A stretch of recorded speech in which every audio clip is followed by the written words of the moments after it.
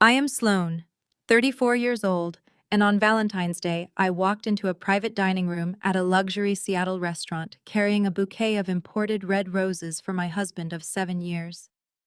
Instead of surprising him, I found myself standing in the shadows of the doorway, watching him slide a massive 4-carat Cartier diamond onto my cousin Peyton's finger.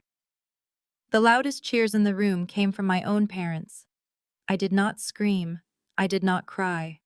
I simply walked back to my car, opened my banking app, and legally withdrew $638 million from our company accounts.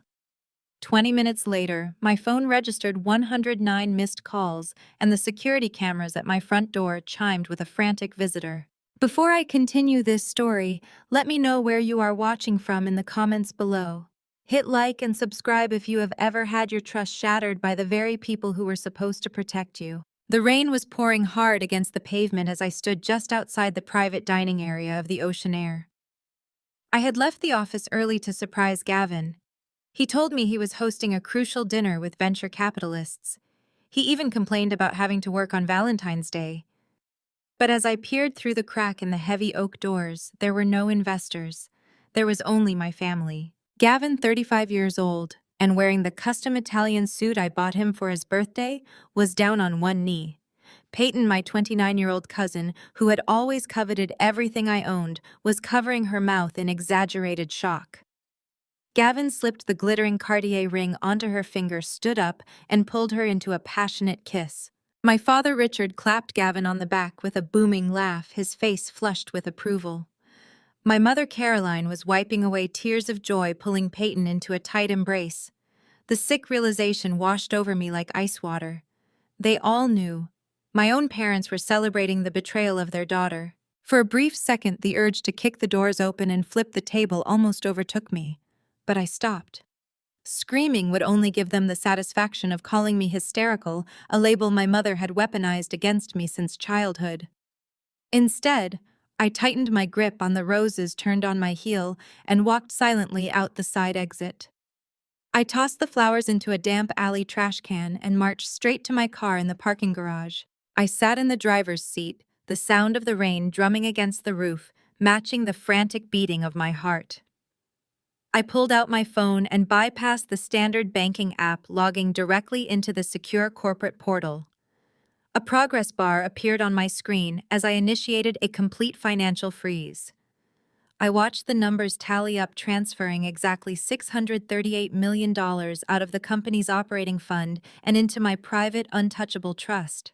Gavin paraded around Seattle as the brilliant CEO of our financial technology firm. He gave the magazine interviews, wore the tailored suits, and attended the gala dinners. But the industry did not know the truth. Gavin was nothing more than an overpaid figurehead. I was the sole architect of the artificial intelligence algorithm that made our company a unicorn. More importantly, I secretly owned 93% of the holding company. I had allowed Gavin to take the spotlight because I absolutely despised public speaking. It was a vulnerability my family constantly mocked me for. My mother, Caroline, spent my entire childhood telling me I lacked the charisma and warmth to ever be truly successful. She always praised Peyton for being the bright, outgoing star of the family, while dismissing me as the awkward, socially inept computer geek. I stayed in the shadows while my husband soaked up the glory, assuming we were building an empire together. I trusted him to be the face while I was the brain. Tonight, Gavin thought he was playing with his own money. He thought his corporate black card gave him infinite power. He was about to find out who actually owned the throne. With a few precise taps on my screen, I disabled his corporate credit lines. I froze every joint checking and savings account we shared. I revoked his access to the company servers. The progress bar hit 100%. The transfer was complete. The money was entirely secured. I put the car in drive and navigated out of the dark garage, merging onto the wet Seattle streets. My mind was eerily calm, processing the betrayal not with sorrow, but with the cold, calculating logic I used to write code. My parents had chosen their side. My husband had chosen his mistress. They were about to learn that actions have severe, unyielding consequences. Halfway home, my phone screen lit up. It was Gavin calling. I ignored it. 10 seconds later, he called again. Then a text message popped up from him, frantic and confused, asking why his card was declining at the restaurant. I did not respond. Then my mother called. Then my father. Then Gavin again. I tossed the phone onto the passenger seat and kept my eyes on the road. By the time I pulled into the driveway of my quiet suburban home, the notification badge on my phone displayed 109 missed calls. The panic was setting in for them. The grand expensive engagement dinner had just turned into a humiliating public spectacle because the groom could not pay the bill. I walked inside my quiet house and locked the heavy deadbolt. I kept my wet coat on. The silence was broken by a sudden noise. My phone's security app chimed, flashing a red notification. Movement detected at the front door. I knew exactly who was standing on my porch. The chime of the security system echoed through the quiet foyer. I walked slowly toward the front door, my pulse steady, my mind sharper than it had been in years. I turned the deadbolt and pulled the heavy oak door open. Gavin stood on the front porch, rain dripping from his perfectly styled hair. His face flushed a deep, furious crimson. He was breathing heavily, his chest heaving under that custom Italian suit I had paid for. In his right hand, he clutched the heavy metal black corporate card, gripping it so tightly his knuckles were white. He pushed past me into the foyer, tracking mud onto the pristine floors, his voice booming with misplaced outrage. "What is wrong with you?" he demanded, slamming the door. "Do you have any idea what you just did to me?" I simply stared at him, letting his anger bounce off me like rain. I had spent 7 years shrinking away from his outbursts, apologizing for things I never did, internalizing every critique he threw my way to keep the peace. Tonight, I felt nothing but absolute clarity. "You forgot to pay the corporate credit card bill again," Gavin yelled, waving the black card in my face. It declined. It declined right in front of the most important venture capitalists on the West Coast. I looked at a multi-million-dollar deal like an absolute amateur because my wife cannot handle a simple administrative task. He was pacing now, completely oblivious to my silence, entirely consumed by his own fabricated victimhood. His performance was incredible. If I had not just watched him slip a diamond onto Peyton's finger, I might have actually believed his panic. "You are always glued to your monitors, you useless geek," he shouted, throwing his wet overcoat onto the antique entryway bench. "You sit in your dark little office typing lines of code all day, while I am out there actually building this company. I am the face of Vanguard Financial. I am the CEO. I had to beg the restaurant manager to let me run home for another card. Do you understand the humiliation? I had to leave my guests sitting at the table while I drove through a rainstorm to fix your mistake." The irony of his insult was almost poetic. He called me a useless geek, conveniently ignoring the fact that my code was the sole reason his title existed. Every presentation he gave, every pitch he delivered, every financial projection he boasted about was generated by the artificial intelligence algorithm I designed from scratch. He was nothing but a handsome puppet reading my scripts, a mouthpiece I had propped up to shield myself from the public eye. I had let him take the credit because I thought we were a team. I thought his charm and my intellect made us unstoppable. Instead, he had used my brilliance to fund a secret life with my own family. "You have completely humiliated me, Sloane," he continued, pointing an accusing finger at my chest. "I need you to transfer funds to the backup account immediately. I have to get back to the restaurant before the investors leave. Fix this right now." I reached into the pocket of my slacks and pulled out the platinum wedding band I had taken off during my drive home. I looked at the ring, then looked directly into his panicked, angry eyes. I stepped forward and tossed the ring onto the floor at his feet. It landed with a sharp metallic clink against the hardwood, rolling slightly before coming to a stop near his wet Italian loafers. "The card is not broken, Gavin," I said, my voice dangerously calm. I froze it. His rant stopped instantly. The furious red color drained from his face, leaving him pale and staring at the ring on the floor. He blinked, confusion temporarily overriding his anger. "What are you talking about?" he stammered, taking a slight step backward. "Why would you freeze the corporate card?" "Because there were no venture capitalists at the Oceanair tonight," I replied, enunciating every single word. "I was there, Gavin. I stood in the doorway of the private dining room. I brought you roses. I saw you. I saw my parents. I saw you get down on one knee. Congratulations on your engagement to Peyton, by the way. I hope she likes the 4-carat diamond my algorithm paid for. The silence in the foyer was deafening. I watched the realization hit him like a physical blow. The swagger, the arrogance, the righteous indignation all evaporated in an instant. He opened his mouth to speak, but no words came out. He looked like a deer caught in the headlights, frantically calculating how to spin a lie out of a situation where he had been caught red-handed. But Gavin was a narcissist, and narcissists do not apologize when cornered. They attack. His shock quickly morphed into a vicious sneer. "You think you are so smart?" he spat, closing the distance between us. "You think freezing a credit card changes anything? You cannot kick me out of my own life. This house, the cars, the company accounts, they are all under Vanguard Financial. And in case you forgot, I am the chief executive officer. You are just a shadow. I own this house, and I am not going anywhere." I smiled, a genuine, chilling smile that made him freeze. I reached into the console table drawer, pulled out a folded legal document, and pressed it flat against his chest. "I am the sole beneficial owner of Vanguard Financial, Gavin. I filed the paperwork today. And as the actual owner of this property, I had the Homeowners Association draft this emergency eviction notice due to your unauthorized occupation." He stared at the paper in horror.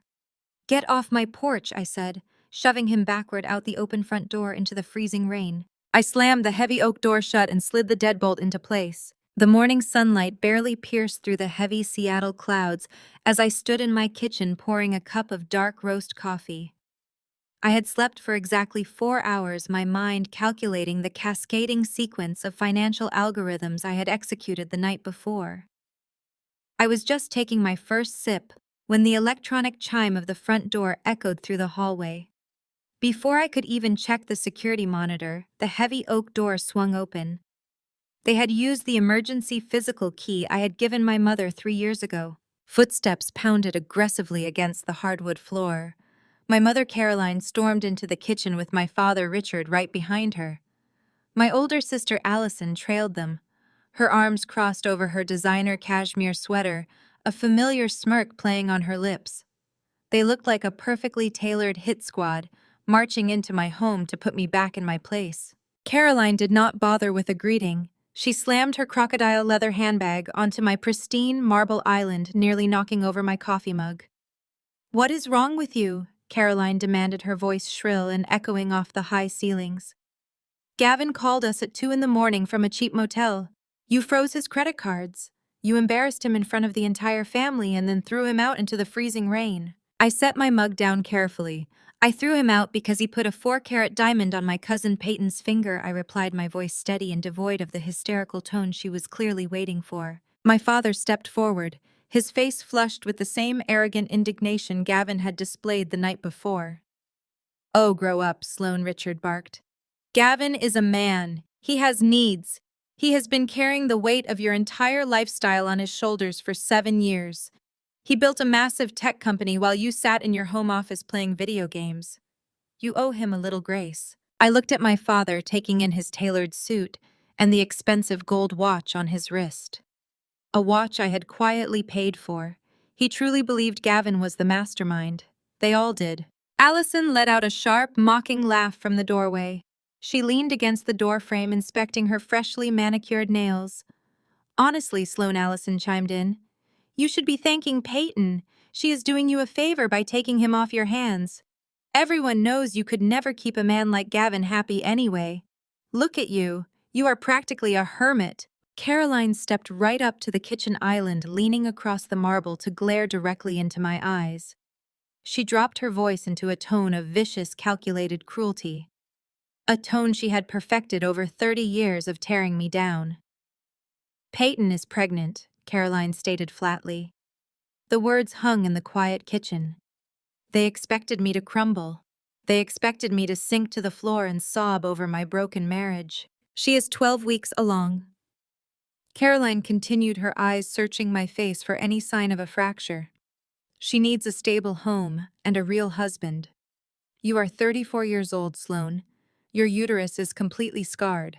You went through 3 rounds of failed treatments, and the doctors told you that you can never give Gavin a child. You cannot even do the one basic thing a wife is supposed to do. Step aside and save this family the public embarrassment of a messy divorce. Let Gavin have his family. The sheer brutality of my own mother weaponizing my painful struggle with infertility was breathtaking. For years, the sterile clinic rooms, the injections, and the devastating negative test results had been my deepest, quietest agony. My mother had taken my greatest vulnerability and turned it into a weapon to defend the man who betrayed me. Allison snickered again. Just sign the divorce papers quietly, Sloane. Maybe Gavin will leave you enough alimony to buy some cats. A strange, absolute calm settled over my entire body. I did not raise my voice. I did not defend my womanhood. I simply turned around, opened the top drawer of my kitchen desk, and pulled out a thick manila envelope. I walked back to the island and slid the envelope across the smooth marble directly toward my father. I am not going to sign anything quietly, I said, looking Richard dead in the eye. And I am certainly not stepping aside to fund your lifestyle anymore. Richard frowned, looking down at the heavy envelope. What is this nonsense? Open it, I instructed. He tore the flap open and pulled out a stack of certified legal documents bearing the letterhead of Vanguard Equity. His eyes scanned the first page, and the aggressive flush in his cheeks instantly drained away, replaced by a sickening chalky pallor. By the way, I said, my voice smooth as glass, I officially stopped paying the mortgage on your lakeside mansion yesterday afternoon. I also canceled the auto pay on Allison's 2 luxury leased vehicles. You have exactly 30 days before the bank initiates formal foreclosure proceedings. Caroline whipped her head toward my father, her designer mask slipping into genuine panic. Richard, what is she talking about? What does that letter say? Richard was speechless, his eyes darting back and forth across the page, as if the words might magically rearrange themselves into something less terrifying. He looked up at me, his mouth opening and closing like a suffocated fish. You did not actually think Gavin paid for your lifestyle, did you? I asked, tilting my head slightly. You thought a man who spent his 20s failing out of business school somehow bought you a $5 million retirement estate? No, I bought it. I hold the mortgage through my private trust. And as of this morning, you are in default. Allison pushed off the doorframe, her mocking smile entirely gone. You cannot do that, she shouted, taking a step toward me. Gavin makes the money. Gavin is the CEO. We will just call him and he will fix this. Call him? I challenged, crossing my arms. Ask him how much power he actually has. Richard let out a guttural, terrifying roar. The illusion of his patriarchal control completely shattered in front of his wife and daughters. He crumpled the certified bank letter in his fist and lunged forward across the kitchen island, his hands reaching violently toward my throat. You ungrateful little monster, he screamed, his face contorted with pure rage. I am your father. I will destroy you. I did not flinch. I stood perfectly still as his hands stopped inches from my face.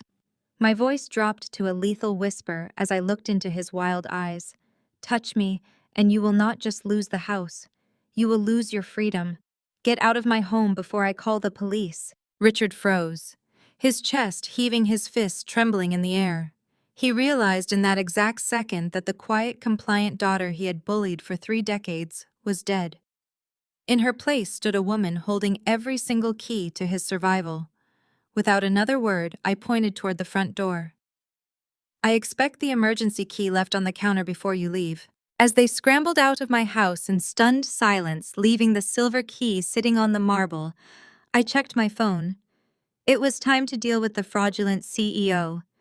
It was time for the emergency board meeting. Monday morning brought a sterile glare to the executive boardroom of Vanguard Financial.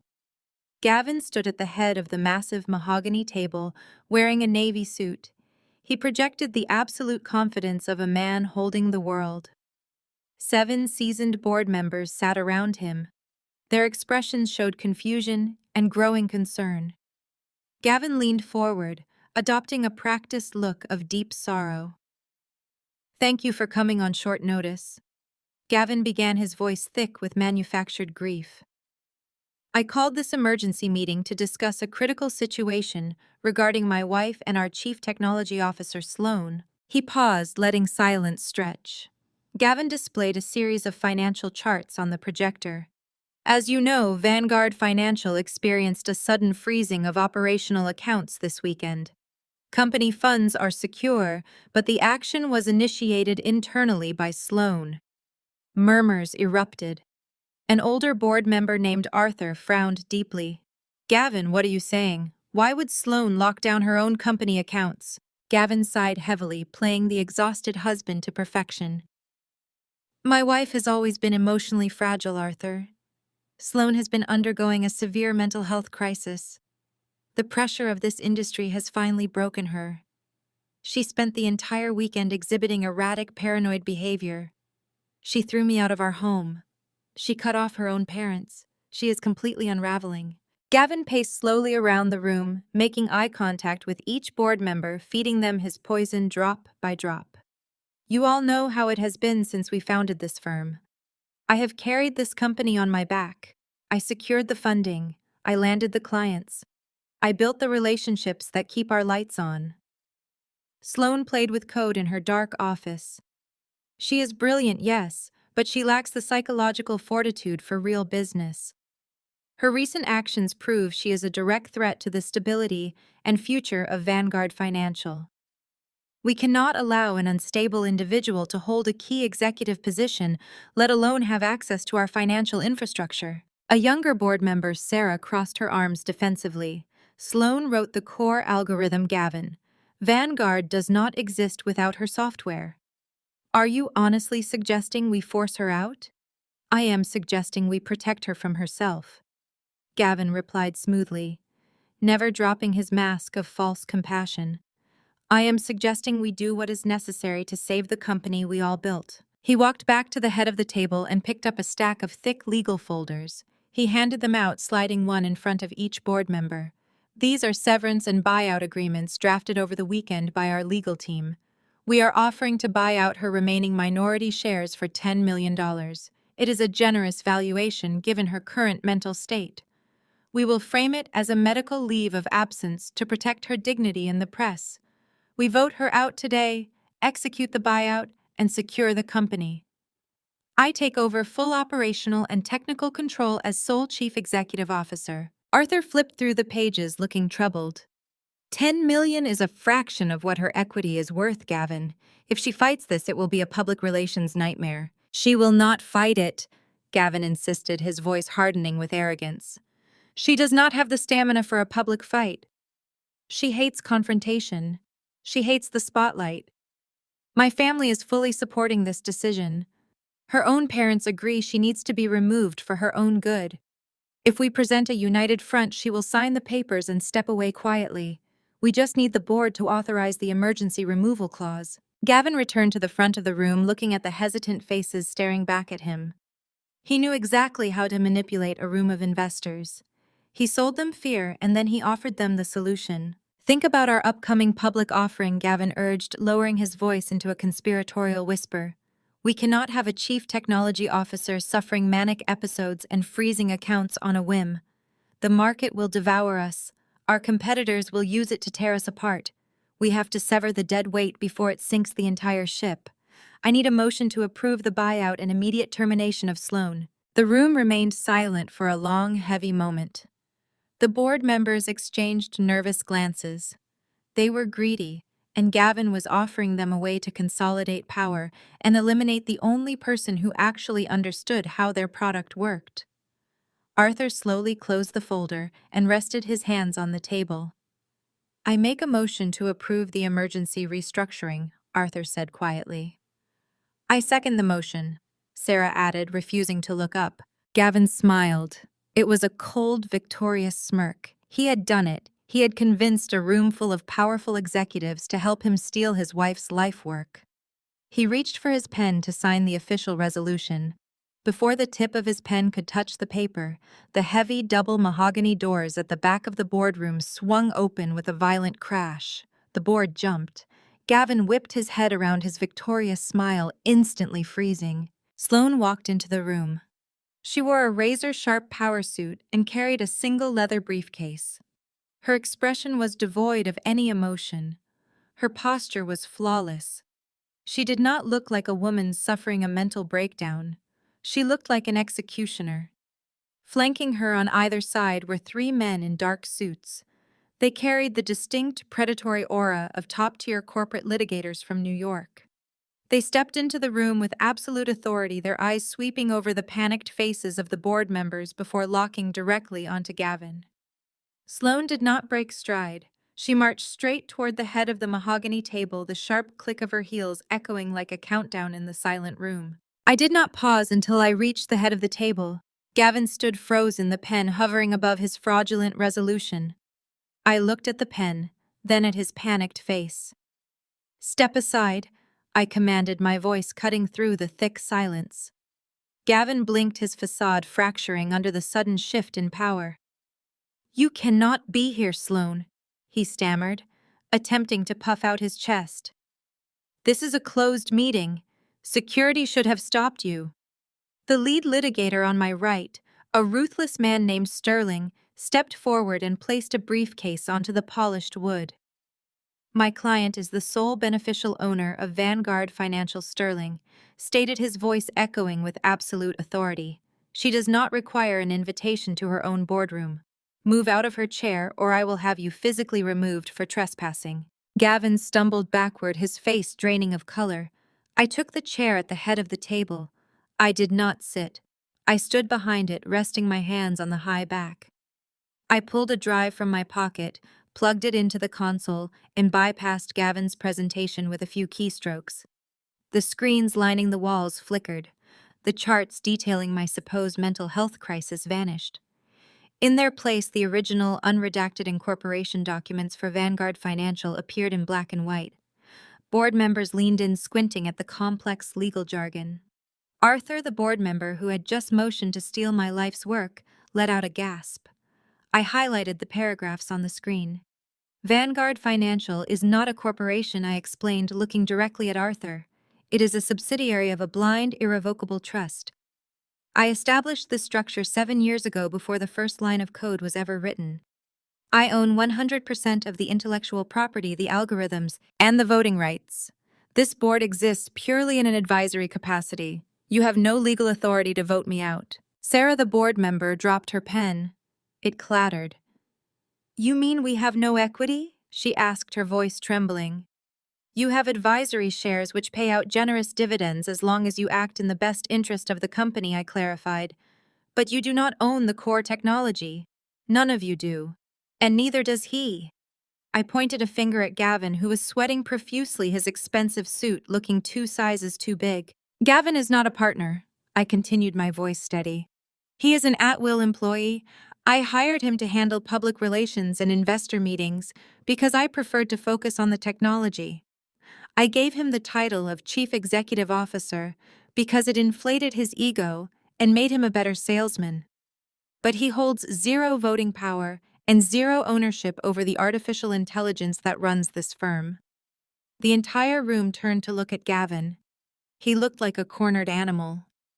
"Sloane, please," Gavin whispered, raising his hands. "Let us talk about this in private. We are a team. We built this together. You just tried to have me removed from my own company by claiming I was suffering a severe mental health breakdown," I replied. "You brought lowball buyout papers to a board that does not have the authority to sign them. $10 million for a company valued at over $1 billion. You thought you could gaslight these people into helping you steal my empire so you could fund your new life with my cousin." Arthur's face turned a deep shade of crimson as he realized the depth of Gavin's deception. "He lied to us?" Arthur sputtered, looking at Sterling. "He said he owned 50% of the voting shares. He committed corporate fraud," Sterling confirmed smoothly. "And my firm will be investigating every financial statement he has submitted over the last 4 years. I looked back at Gavin. "Your employment at Vanguard Financial is terminated effective immediately," I said. "You are officially fired." The color rushed back into Gavin's face, but this time it was rage. "You cannot do this to me," he shouted, slamming his fist on the table. I am the face of this company. I am the one everyone knows. Without me, Vanguard is nothing. Vanguard is an algorithm that I wrote. I corrected him. You are just a mouthpiece, and your script has just been revoked. I pulled a termination notice from Sterling's briefcase and slid it across the mahogany. As of this second, your corporate credit cards are deactivated. Your company leased sports car is currently being towed from the parking garage. Your access to our health insurance network is cancelled. You are walking out of this building with nothing but the suit on your back. Gavin opened his mouth to scream another defense, but Sterling raised a hand, signaling toward the heavy doors. Two large security guards stepped into the boardroom. They had been waiting in the hall. Escort Mr. Blackwood off the premises, I ordered. Make sure he does not take anything that belongs to Vanguard Financial. The guards flanked Gavin, instantly gripping his arms with force. The fight drained out of him as they hauled him backward. The boardroom featured glass walls that looked out over the entire open concept tech floor. Over 200 employees had stopped working. They stood at their desks watching in stunned silence as their charismatic CEO was marched through the center aisle like a common criminal. The hum of the servers and the ringing of phones seemed to mute as Gavin was dragged past the staring faces of the engineers and developers. His humiliation was absolute broadcast to the very people he had spent years pretending to lead. As the security guards forced him into the elevator and the doors began to slide shut, his shock finally gave way to desperation. I will sue you for everything, Gavin shouted, his voice echoing through the shaft for the entire floor to hear. You stole my intellectual property. The echo of Gavin's threats had not even faded from the Vanguard Financial lobby before the narrative began to spin out of control. By Wednesday morning, the tech world was buzzing with a highly coordinated smear campaign. Gavin did not just hire a lawyer, he hired a ruthless crisis management firm. I sat in my newly reclaimed corner office watching the live stream of the Silicon Valley Insiders podcast. Gavin sat in front of a studio microphone holding Peyton's hand. She was dressed in a soft, oversized cashmere sweater, strategically highlighting her newfound vulnerability as the expectant mother. They looked like the perfect wronged couple. I built Vanguard from the ground up, Gavin told the podcast host, his voice thick with rehearsed sorrow. I wrote the initial architecture in our garage. But my wife Sloane, she has always struggled with severe emotional instability. She managed the administrative side, the corporate filings, and she used that access to legally trap me. When I finally found the courage to leave a financially and emotionally abusive marriage to start a real family with Peyton, Sloane weaponized the corporate structure to steal my intellectual property. He squeezed Peyton's hand. She looked down, dabbing at a perfectly dry eye. The host leaned in, captivated by the tragic tale of a brilliant founder ousted by a vindictive narcissistic spouse. The chat feed scrolling next to the video was a torrent of vitriol directed at me. The public had chosen their martyr. The fallout was instantaneous. My phone line lit up with panic from our client relations team. 3 of our largest enterprise clients threatened to pull their contracts by the end of the week, citing the ethical concerns raised by the podcast.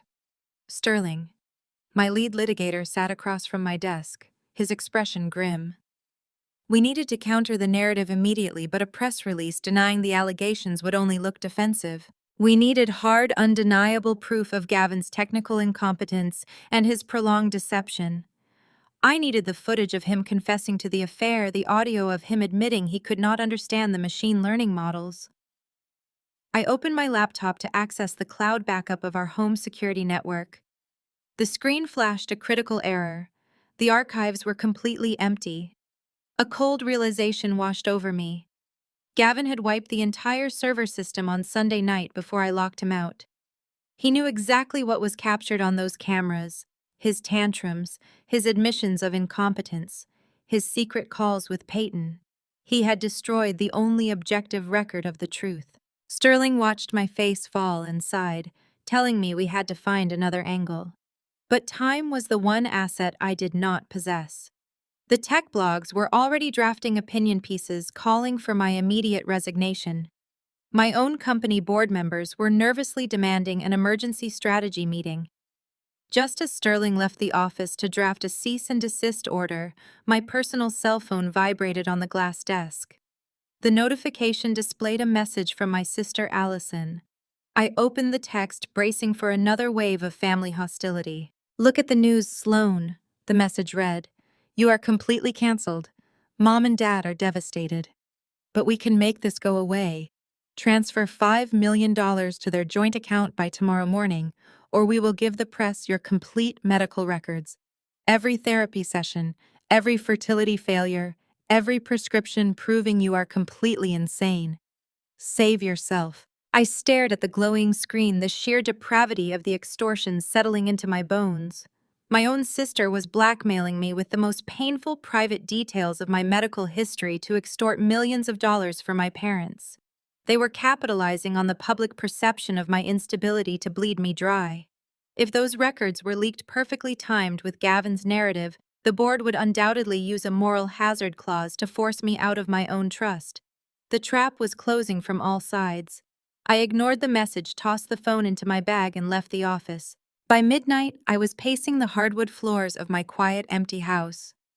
The rain from the weekend had cleared, leaving a thick, suffocating fog rolling off the Seattle coast. I needed leverage. I needed something Gavin could not delete. I pored over hard drives, searching for old code commits, email trails, anything that could definitively prove my authorship and his fraud. My eyes burned from the harsh glare of the monitors. I walked into the dark kitchen to pour a glass of water, my mind spinning through a dozen failed legal strategies. I stood by the kitchen sink, staring blankly out the large bay window into the fog-drenched backyard. The motion sensor floodlights were off. The property was dead silent. I closed my eyes, trying to focus on a solution, trying to find a way to outsmart a family that was determined to ruin me. I had to find a hidden backup. There had to be a redundant server I had installed years ago and forgotten about.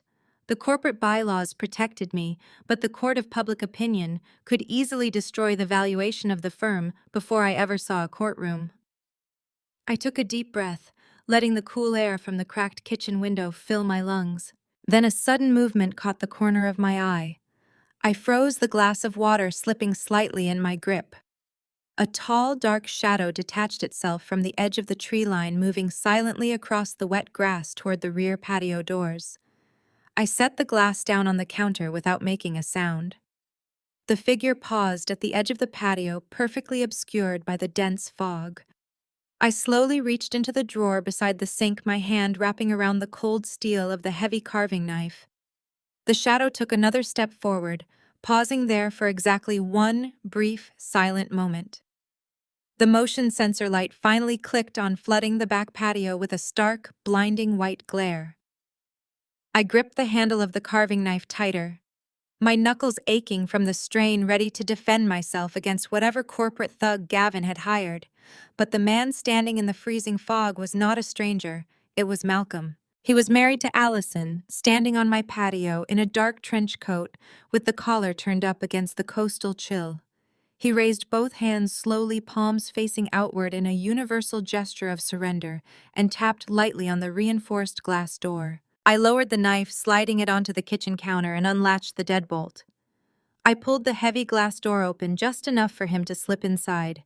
A gust of damp, salty air rushed into the kitchen with him. I immediately locked the door behind him and drew the blackout blinds. "What are you doing here?" I demanded. My voice kept low. I stepped back, assessing him. Malcolm was a brilliant pediatric surgeon, a man whose steady hands saved infant lives on a daily basis. Yet tonight, he looked like a fugitive. "I had to park 3 blocks away and hike through the wooded ravine behind your property," Malcolm said, brushing the moisture from his coat. "The front of your estate is crawling with paparazzi and tabloid vultures. Gavin tipped them off about your location. They are camped out at your main gate waiting for you to crack. If they saw me walking through your front door, Allison would have filed for divorce before I even made it back to the car." He reached into the deep inner pocket of his coat. I watched him closely. Malcolm and I had never been particularly close. My family made sure of that. They hosted dinners and country club events where they barely acknowledged his presence. or worse, spoke to him with a thinly veiled condescending tone. Malcolm pulled out a small heavy metal object and placed it onto the marble island. It was a military-grade encrypted hard drive. "What is this?" I asked, staring at the small black rectangle. "This is your way out," Malcolm replied, his dark eyes meeting mine with absolute conviction. "And this is my way of paying a debt." I looked at him confused. "You do not owe me anything, Malcolm." He let out a short, bitter laugh, shaking his head. "Do not play dumb with me, Sloane. I know exactly who you are, and I know exactly what you did. 2 years ago, when my mother was diagnosed with stage 3 pancreatic cancer, her insurance denied the experimental immunotherapy trial. The hospital demanded $300,000 out of pocket. Allison told me it was a waste of money to fight it. Your parents told me to just accept reality. They treated me like a thug trying to hustle them for cash, completely disregarding the fact that I am a board-certified surgeon who just needed a bridge loan. And then miraculously, an anonymous donor paid the entire medical bill in full. I remained perfectly still, keeping my expression neutral. I hired a forensic accountant. Malcolm continued stepping closer. It took him 6 months to trace the routing numbers through 3 shell companies. It led back to a private trust. Your trust. You saved my mother's life, Sloane. You did it quietly while your sister and your parents sat around their dining table making racist jokes about my background, treating me like I was less than human simply because of the color of my skin. They look at me and they see a stereotype. They look at you and they see a target. I am done letting them destroy the only decent person in this family." He pushed the hard drive across the cold marble toward me.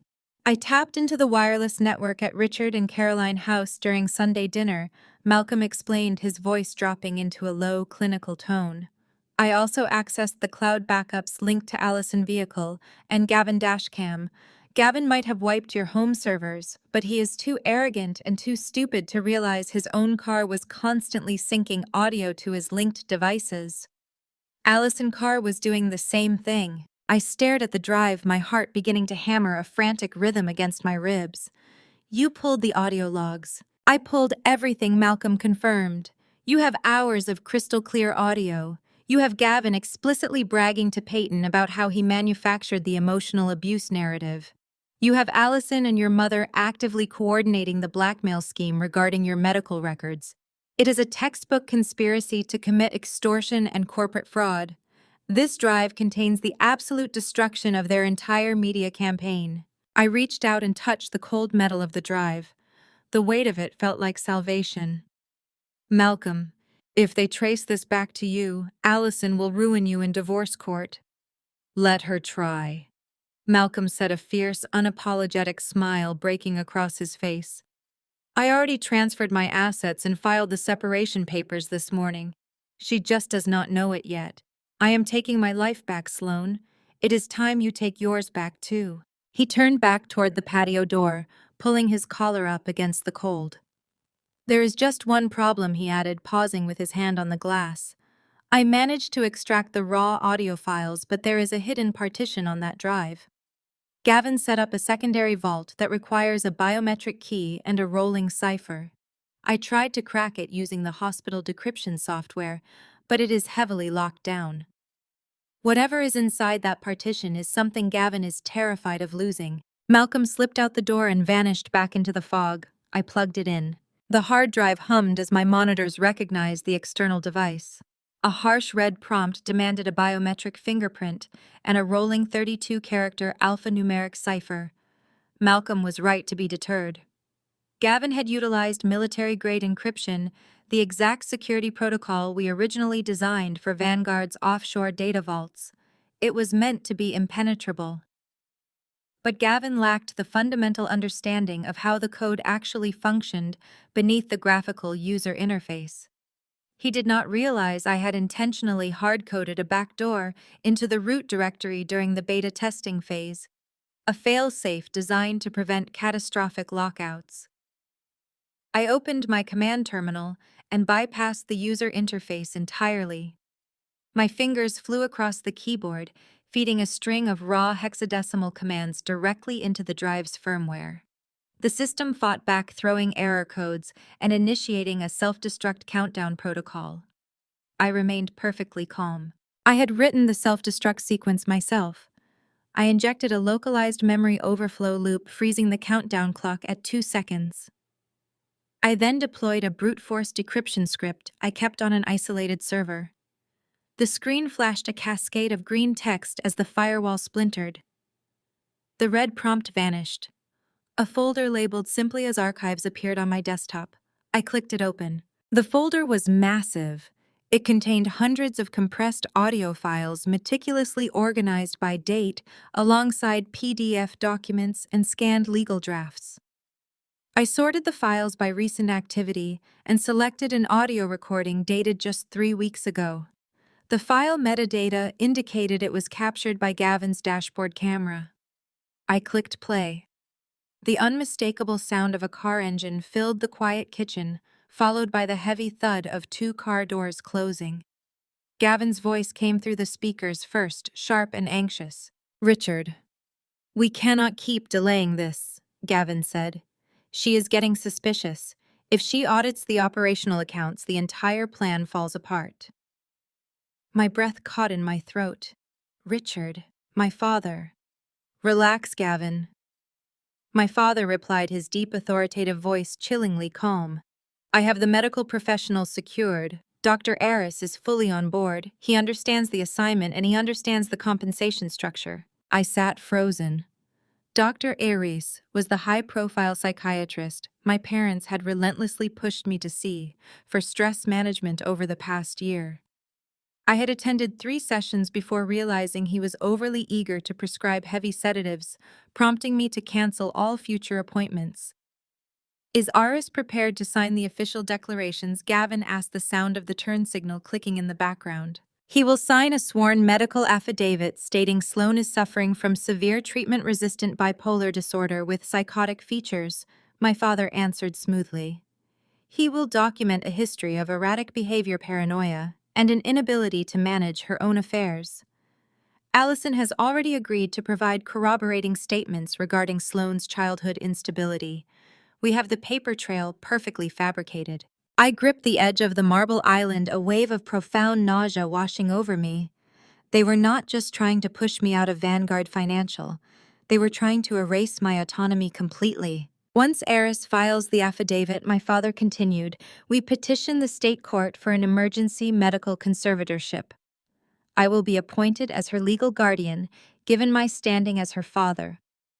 You maintain your position as chief executive officer to manage the corporate assets. We assume total legal control over her medical decisions, her personal movements, and her finances. She will not be able to hire a lawyer, touch a bank account, or speak to the press without my written authorization. She becomes a ghost." And the trust Gavin pressed, his greed palpable even through the digital recording. The $638 million in liquid assets. "As her conservator, I can dissolve the blind trust and redistribute the wealth to manage her ongoing care," my father stated. "You will get your share, Gavin. You and Peyton can take your payout and disappear. Allison and your mother will be taken care of.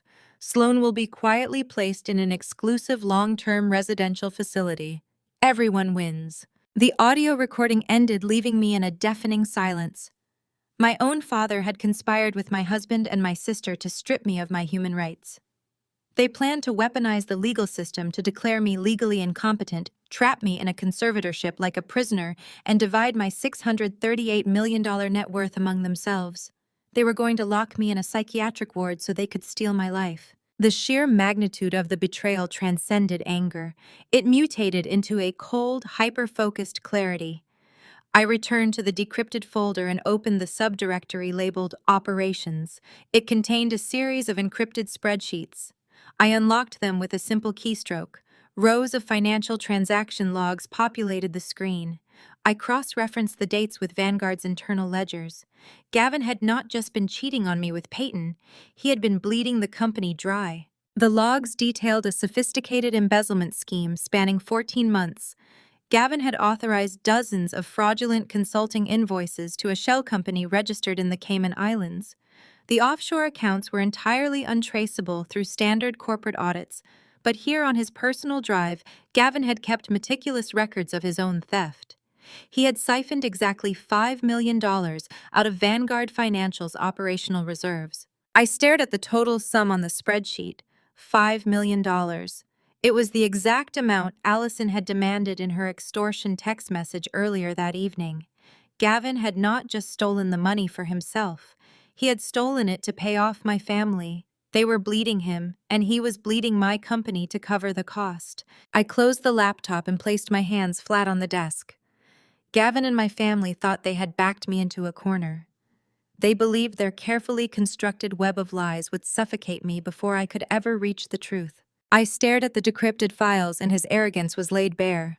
A conventional CEO would have contacted a public relations firm for a sterilized statement. They would advise caution, demanding methodical leaks to preserve corporate dignity. But dignity had already been stripped away the moment Gavin and Peyton went on a top-rated podcast to paint me as an unhinged, abusive narcissist. I did not want corporate dignity. I wanted absolute annihilation. I opened a new browser window and registered a domain name using a masked proxy. I called it The Vanguard Truth. Building the site took less than an hour. My coding skills, the very skills Gavin claimed he possessed, made creating a secure, untraceable public repository effortless. I started with the financial logs. I uploaded unedited IRS filings alongside the Cayman Islands routing numbers. I highlighted the $5 million Gavin had siphoned from the operational reserves, mapping every fraudulent consulting invoice directly to his offshore shell company. Then I added the crown jewel of his financial infidelity. It was a digital receipt from a boutique jeweler in Antwerp. The custom-cut engagement ring, a massive diamond she flaunted on the podcast, had been purchased using the exact same embezzled corporate funds. He stole from my company to buy my cousin a ring. Next came the audio.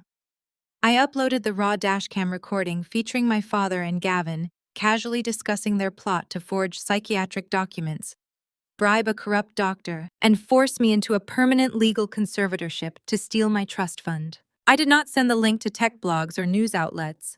I bypassed the gatekeepers entirely.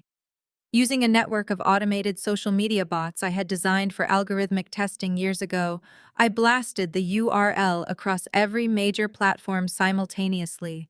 I tagged the podcast hosts, the threatening enterprise clients, and the venture capitalists who had tweeted support. Then I leaned back in my chair and watched the analytics dashboard as the traffic began to surge. Across town, Gavin was soaking up his newfound fame. He had launched a live stream on his social media channels to directly address his growing legion of supporters. I pulled up the stream on my second monitor. Gavin sat in the lavish living room of the new house he had rented with Peyton, looking somber and reflective. Peyton sat behind him, playing the quiet, supportive partner. I want to thank everyone for the incredible outpouring of love, Gavin was saying to the camera, his voice dripping with practiced sincerity. Stepping away from Vanguard Financial was the hardest decision of my life, but walking away from a toxic, abusive environment was the only way to protect my family.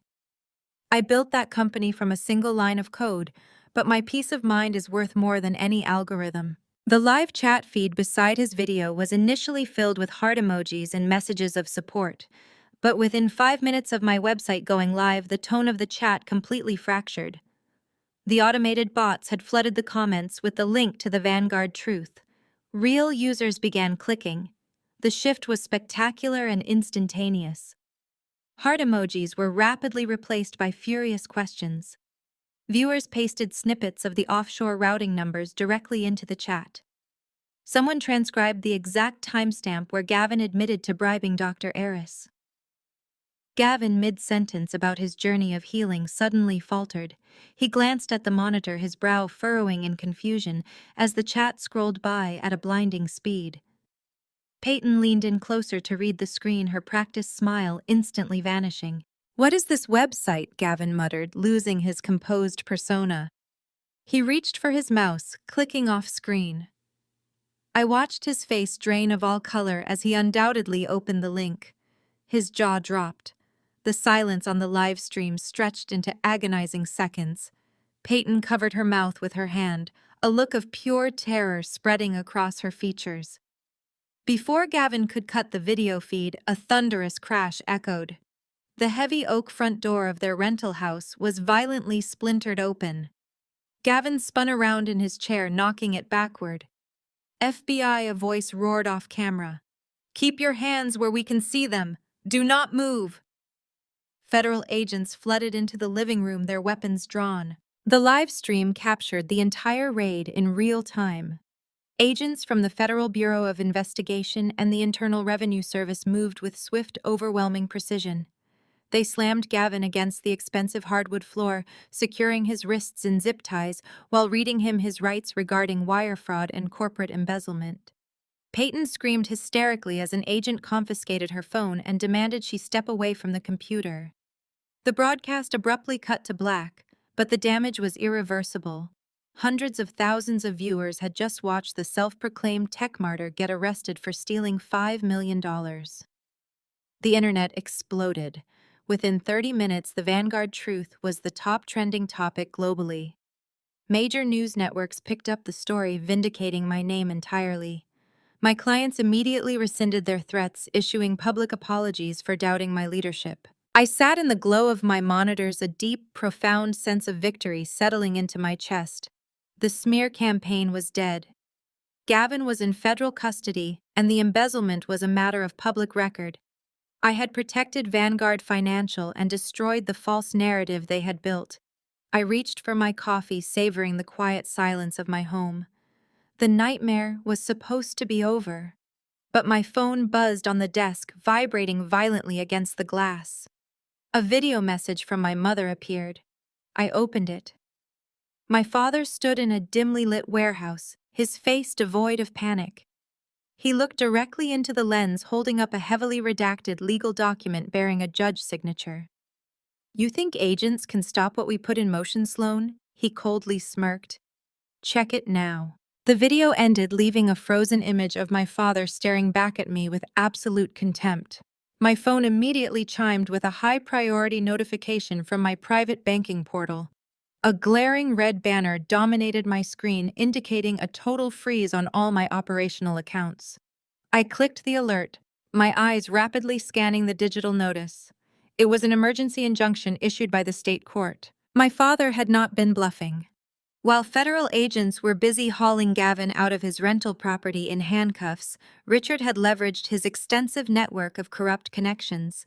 He had bypassed standard legal procedures by securing a late-night hearing with a local judge. Judge Thomas Sterling was a frequent guest at my parents' country club dinners, a man whose election campaigns were heavily subsidized by my father. The court documents attached to the digital notice were a masterclass in aggressive legal fiction. Richard and his attorneys filed a civil suit claiming that my public release of the offshore routing numbers and internal corporate data constituted severe corporate espionage. More aggressively, they asserted that the core algorithm powering Vanguard Financial, the foundation of my $638 million net worth, was entirely Gavin's intellectual property. The injunction claimed I had stolen the source code during a psychotic episode, manipulating corporate records to falsely reflect my ownership. Because of the fabricated psychiatric history, they had already sided with Dr. Aris. The biased judge granted the emergency freeze. They restricted my access to my legal retainer funds, my liquid assets, and my business operational accounts. They wanted to paralyze me before I could hire a defense team to fight back against the conservatorship filing. My phone buzzed again, vibrating violently against the cold marble of my kitchen island. The caller ID displayed my mother. I answered the call and placed the phone on speaker, leaning heavily against the counter. "You saw the account alerts," Caroline stated, her voice devoid of any maternal warmth. It was the same icy tone she used when criticizing my childhood ambitions, the voice that always demanded I shrink myself to let others shine. "I saw the injunction," I replied smoothly, refusing to give her the satisfaction of hearing my heart hammer against my ribs. "You and Dad bribed a state judge to freeze my assets while the FBI is currently interrogating my husband. It is a bold strategy, Caroline. We will bleed you dry in legal fees, Sloane. A woman shouldn't have this much power anyway. Just give it up. Gavin is the public face of Vanguard. He built the company. You were always just the support staff. If you surrender the trust and agree to the medical facility placement voluntarily, we will ensure you are comfortable. If you fight us in court tomorrow morning, Judge Sterling will hold you in contempt, seize your remaining assets, and lock you away in a state ward. Her words painted a vivid picture of the reality I had endured my entire life. They genuinely believed a woman was incapable of engineering a billion-dollar platform. They saw me as a volatile liability holding the keys to an empire that rightfully belonged to the men in the room. My mother was completely comfortable destroying her own daughter if it maintained the patriarchal hierarchy she worshipped. I am not going to a facility, I stated evenly. And I am not surrendering my company to a man who is currently sitting in a federal holding cell. You have zero access to your funds. My mother laughed a short, bitter sound. You cannot afford to walk into that courtroom tomorrow. You have nothing left. I ended the call, cutting off her hollow triumph. The kitchen fell silent again, save for the hum of my computer servers in the adjacent room. She was right about one thing. My liquid accounts were entirely frozen. I could not wire a retainer to a top-tier corporate defense firm. I would have to walk into that state courtroom tomorrow morning and face my father, his expensive legal team, and a biased judge completely alone. But they had fundamentally misunderstood the battlefield. They viewed this as a legal war fought with retainers and golf course handshakes. They still believed the narrative that Gavin was the tech genius, and I was merely the administrative assistant who had lost her mind. They thought freezing my money stripped me of my power. They forgot that I possessed the one weapon no judge could freeze. I walked into my home office and powered up my primary workstation. The monitors flared to life, casting a blue glow across the dark room. If my father wanted to claim that Gavin wrote the algorithm, and if Judge Sterling demanded proof of ownership to release my assets, I would give them exactly what they asked for. I accessed my encrypted offline server, navigating past 3 layers of security protocols. The Vanguard algorithm was not just a block of code, it was a digital fingerprint. When I authored the initial architecture 7 years ago, I embedded proprietary logic structures and hidden compiler notes that only the original creator could possibly know or decipher. Gavin had memorized the sales pitch, but he had never understood the mathematical poetry written beneath the surface. I immediately began compiling a comprehensive, irrefutable digital dossier. I quickly extracted the original commit logs from the earliest version of the software, digital files dated years before Gavin even knew what a predictive algorithm was. I gathered the unique cryptographic keys that decisively proved my administrative access to the primary root directory. I prepared my heavy laptop, placing it carefully into my leather briefcase alongside the decrypted hard drive Malcolm had provided. My wealthy family wanted a public execution in a court of law. I would certainly oblige them. I knew I needed to prove exactly who wrote the source code, and I was going to make sure the entire world watched their narrative burn. I walked into the mahogany-paneled courtroom of Judge Thomas Sterling the next morning with my decrypted files safely loaded onto a secure tablet. Richard and Caroline sat in the front row, projecting absolute arrogance. Gavin sat in a federal holding cell, but his lawyers were present. Richard had hired a ruthless corporate litigator to defend Gavin. The hearing commenced, and Gavin's attorney did not waste a single second. He immediately called a surprise witness. Judge Sterling, predictably biased toward my father, granted the request. The heavy wooden doors at the back of the courtroom slowly opened, and Dr. Arthur Vance confidently walked in. My breath caught in my throat. Dr. Vance was my former computer science professor from the university. He walked toward the witness box, avoiding my gaze entirely. My father had clearly bribed him. Vance took the oath and settled into the chair. Gavin's attorney began questioning him to rewrite history. Vance testified under oath that Gavin was the true architect of the foundational artificial intelligence algorithm during our college years. He claimed Gavin conceptualized the predictive models, wrote the architecture, and handed the raw data to me for basic entry. Vance stated I was merely a glorified typist who formatted Gavin's code. He testified I lacked the coding capabilities to design Vanguard Financial. The sheer arrogance of the perjury was absolutely breathtaking. I glanced at the gallery. Caroline was smiling a thin, triumphant curve of her lips. Richard nodded approvingly at the judge, clearly satisfied with his investment. Judge Sterling leaned forward, absorbing every word with blatant bias. The judge openly remarked that the testimony provided compelling grounds to uphold the emergency injunction. He stated that a woman of my purported mental instability could not possibly have engineered a billion-dollar platform without substantial male guidance. Sterling adjusted his glasses and declared he was preparing to formalize the freeze on my assets and begin the process of transferring operational control back to Gavin's estate, managed by my father, as the proposed conservator.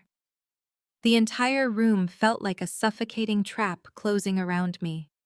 My family thought they had won. They thought freezing my accounts meant I could not afford to fight back. They believed this fabricated testimony was the final nail in my coffin. I sat perfectly still, projecting absolute calm. I leaned over to my attorney, a sharp, unyielding litigator named Marcus, who had agreed to take my case on contingency the moment I showed him the offshore bank logs. I gave him a single definitive nod. Marcus stood up, buttoning his suit jacket, and approached the witness stand for cross-examination. He did not yell, he did not posture. He carried a tablet and a thick stack of printed documents, moving with a quiet, lethal precision. Dr. Vance Marcus began, his voice echoing clearly across the silent courtroom. You just testified under penalty of perjury that Gavin wrote the source code for Vanguard Financial between 2015 and 2016, and that Sloane merely typed it up. Is that your definitive professional assessment? It is, Vance replied, shifting slightly in his seat. Gavin was the visionary. Sloane was just the typist. Marcus turned to the judge. Your Honor, I would like to submit Exhibit A into evidence.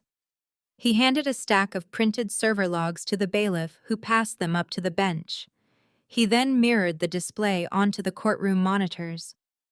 What you are looking at, Your Honor, Marcus explained, are the original commit logs and encrypted digital footprints from the foundational architecture of the Vanguard algorithm. These are immutable server records extracted directly from the root directory. Dr. Vance paled visibly. Marcus turned back to the witness. Dr. Vance, as a computer science expert, you know that every line of code leaves a digital fingerprint, a time-stamped signature identifying the exact user terminal and keystroke rhythm of the author. Marcus tapped the screen. These commit logs show that the first 300,000 lines of foundational code were written, tested, and compiled between 2013 and 2014. That is 2 full years before Sloane even met Gavin. A low murmur rippled through the courtroom. Richard's smug expression faltered. Furthermore, Marcus continued, his voice rising in intensity, the cryptographic keys used to secure the core database are biologically locked. The algorithm contains a hidden compiler note, a structural signature unique to the original author. It is a proprietary logic loop that Gavin has literally never accessed, because he does not possess the biometric clearance to view the root directory. Marcus handed another document to the bailiff. This is an audit from an independent cybersecurity firm conducted 12 hours ago. It confirms that Gavin's user profile on the Vanguard servers has never possessed higher than basic administrative privileges. He could not have written the code because he did not have the security clearance to even open the foundational software architecture. Judge Sterling stared at the documents, his bias warring with the irrefutable technical evidence placed before him. But we have more. Your Honor, Marcus said, stepping closer to the witness box. If Gavin wrote this code, he would need to understand the underlying mathematics. Dr. Vance, you claim Gavin is a visionary. Can you explain why Gavin's college transcripts, which we have subpoenaed, show he failed introductory calculus 3 times and never took a single coding class beyond a basic seminar? Vance opened his mouth, but no words came out. He looked desperately toward my father in the gallery. Richard's face was a mask of sheer suppressed rage. My client is not a typist, Marcus declared, his gaze sweeping across my family before locking onto the judge. She is the sole architect of a $638 million empire. The testimony provided today is a coordinated, bribed fabrication designed to steal her life's work. We are submitting a formal request to dismiss the injunction immediately, and we are filing charges of perjury against this witness. Gavin's attorney leaped to his feet, his chair scraping loudly across the polished floor of the courtroom. He shouted an objection, claiming Marcus was badgering the witness and using unverified jargon. Judge Sterling held up a hand, his previous bias visibly crumbling under the weight of the irrefutable evidence. The judge ordered Gavin's attorney to sit down, instructing Marcus to proceed. Marcus turned his attention back to the monitor, his posture projecting absolute authority. Dr. Vance, Marcus said, his voice ringing with lethal precision. You testified that you personally witnessed Gavin writing the core architecture in your university lab during the spring of 2014. You claimed he spent 72 consecutive hours coding the neural network framework. I am displaying Exhibit C, which contains the geolocation metadata and financial transaction logs for Gavin during that exact same time window. Marcus swiped his tablet, and the courtroom screens populated with a split display. On the left side were the server commit logs showing massive blocks of code being written and compiled from a static IP address in Seattle. On the right side were high-resolution security photographs and credit card receipts. As you can see, Your Honor, Marcus addressed the bench directly, while the foundational code of Vanguard Financial was being meticulously crafted in Seattle. My client's future husband was sitting at a high-limit blackjack table in Las Vegas, Nevada. The geolocation data from his mobile phone combined with timestamps from the Bellagio casino security cameras place him exactly 874 miles away from the computer compiling the software. We have credit card receipts showing he was actively purchasing bottle service and casino chips at the precise second the neural network algorithm was finalized. A collective gasp swept through the gallery. I kept my posture rigid, watching my father. Richard gripped the wooden railing of the gallery pew, his knuckles turning stark white. Caroline stared straight ahead, the triumphant smirk completely wiped from her face. They had anticipated a fight over corporate valuations. They had not anticipated a forensic digital execution. Dr. Vance Marcus continued, taking a slow step toward the witness box. Given that Gavin was physically in a different state, racking up gambling debt during the exact hours you swore under oath you watched him code, I will ask you one final time. Did Gavin write Vanguard Financial, or did Richard Wilson pay you to sit in that chair and commit perjury? The silence in the courtroom was deafening. Vance looked at Gavin's attorney, who was desperately avoiding eye contact. He looked at my father, whose furious glare offered no salvation. Then Vance looked down at his trembling hands. The threat of a federal perjury conviction shattered his resolve. He paid me, Vance whispered, his voice cracking. Richard Wilson approached me 2 weeks ago. He offered me $200,000 to testify that Gavin was the architect. I am sorry. He said it was just a family dispute over a trust fund. He said no one would ever be able to pull the encrypted server logs. Judge Sterling slammed his gavel down, the sharp crack echoing like a gunshot. The judge's face was flushed with absolute fury. A judge who prided himself on control had just been publicly humiliated, manipulated into issuing an emergency injunction based on bribed testimony and fabricated evidence. Sterling leaned over the bench, his eyes narrowed at Gavin's legal team. This court will not be used as an instrument for corporate extortion and malicious family vendettas. Judge Sterling thundered, his voice practically shaking the wood paneling. This entire proceeding is a catastrophic abuse of the judicial system. The emergency injunction freezing Sloane's operational accounts and liquid assets is hereby lifted immediately. The motion for a medical conservatorship is entirely baseless and is dismissed with prejudice. Gavin's attorney attempted to stand and offer a mitigating statement, but Sterling cut him off with a vicious wave of his hand. Sit down, counselor, the judge snapped. You submitted a sworn affidavit from a corrupted psychiatrist and presented a perjured witness in my courtroom. I am sanctioning your entire firm for gross misconduct. I am also directing the bailiff to forward the transcripts of today's proceedings directly to the district attorney and the Federal Bureau of Investigation. Dr. Vance, you are ordered to remain in the building. You will be formally charged with perjury before you leave. I turned my head slightly to observe the immediate fallout. Gavin sat at the defense table, his arrogant posture completely deflated. He stared blankly at the tabletop, the reality of his situation finally penetrating his thick skull. He had thought he was a mastermind executing a flawless corporate coup. Now he was facing $5 million in embezzlement charges, and the undeniable proof of his fraud was currently being handed to federal prosecutors. He was going to federal prison, and he knew it. He had lost the company, the money, and his freedom in a single devastating hour. My gaze drifted to the back of the courtroom. Peyton was standing near the heavy wooden doors. The color had entirely drained from her face, leaving her looking sickly and panicked. She had expected to walk out of this courthouse as the wealthy partner of a tech billionaire. Instead, she was staring at a man who was about to lose everything, realizing that her stolen diamond ring was likely evidence in a federal racketeering case. She did not look at Gavin. She did not look at my parents.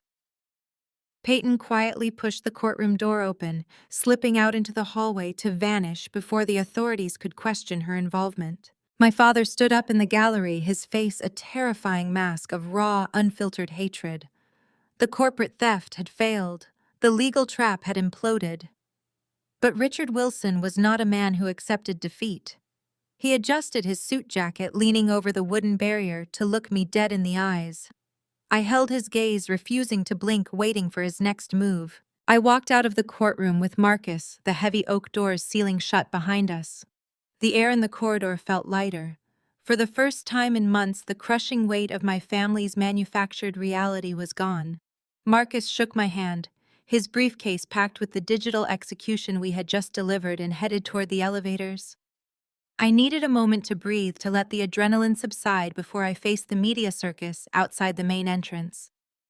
I took the service elevator down to the private underground parking garage. The concrete cavern was silent, bathed in the harsh, flickering glow of fluorescent security lights.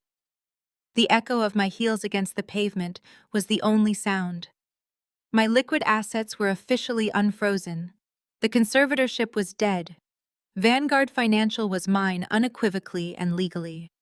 I pulled my car keys from my bag, the satisfying weight of victory settling into my bones. Sloane. The voice sliced through the damp air of the parking garage. I stopped, turning slowly. Peyton stepped out from behind a concrete pillar, blocking my path to my car. Gone was the terrified girl who had fled the courtroom earlier. Gone was the devoted partner she played on Gavin's fabricated podcast.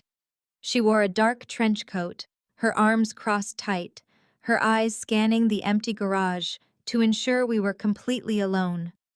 The sweet demeanor she had weaponized since childhood had evaporated, replaced by a cold hardness that mirrored my mother's worst traits.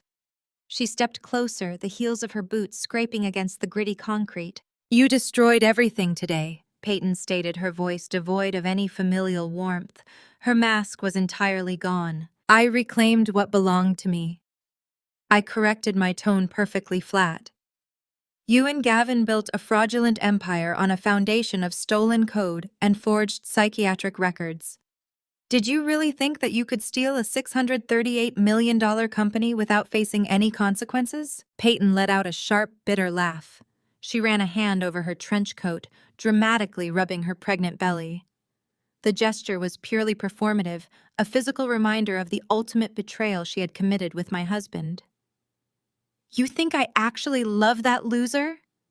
She sneered, her lips curling into a look of pure disgust. "You think I wanted to spend the rest of my life listening to Gavin talk about his fake visionary genius? He is an absolute idiot. I just wanted your penthouse. I wanted your black card. I wanted the lifestyle you never even bothered to enjoy because you were always just way too busy staring at your multiple computer monitors." The sheer audacity of her admission was staggering. She had seduced my husband, participated in a plot to lock me in a psychiatric ward, and nearly destroyed my life, all for a credit card and an address. "Gavin is facing federal embezzlement charges and likely a decade in prison," I reminded her, keeping my distance. "You are holding stolen assets. The engagement ring on your finger was purchased with Vanguard corporate funds. You have nothing left to negotiate with Peyton." "That is where you are wrong," she countered, stepping uncomfortably close. Her eyes darted around the concrete pillars again. "Gavin is going down, and your parents are going to spend millions trying to keep themselves out of a federal conspiracy indictment. But I am the innocent manipulated mistress. I can be your star witness, Sloane. I know exactly how Richard bribed Dr. Vance.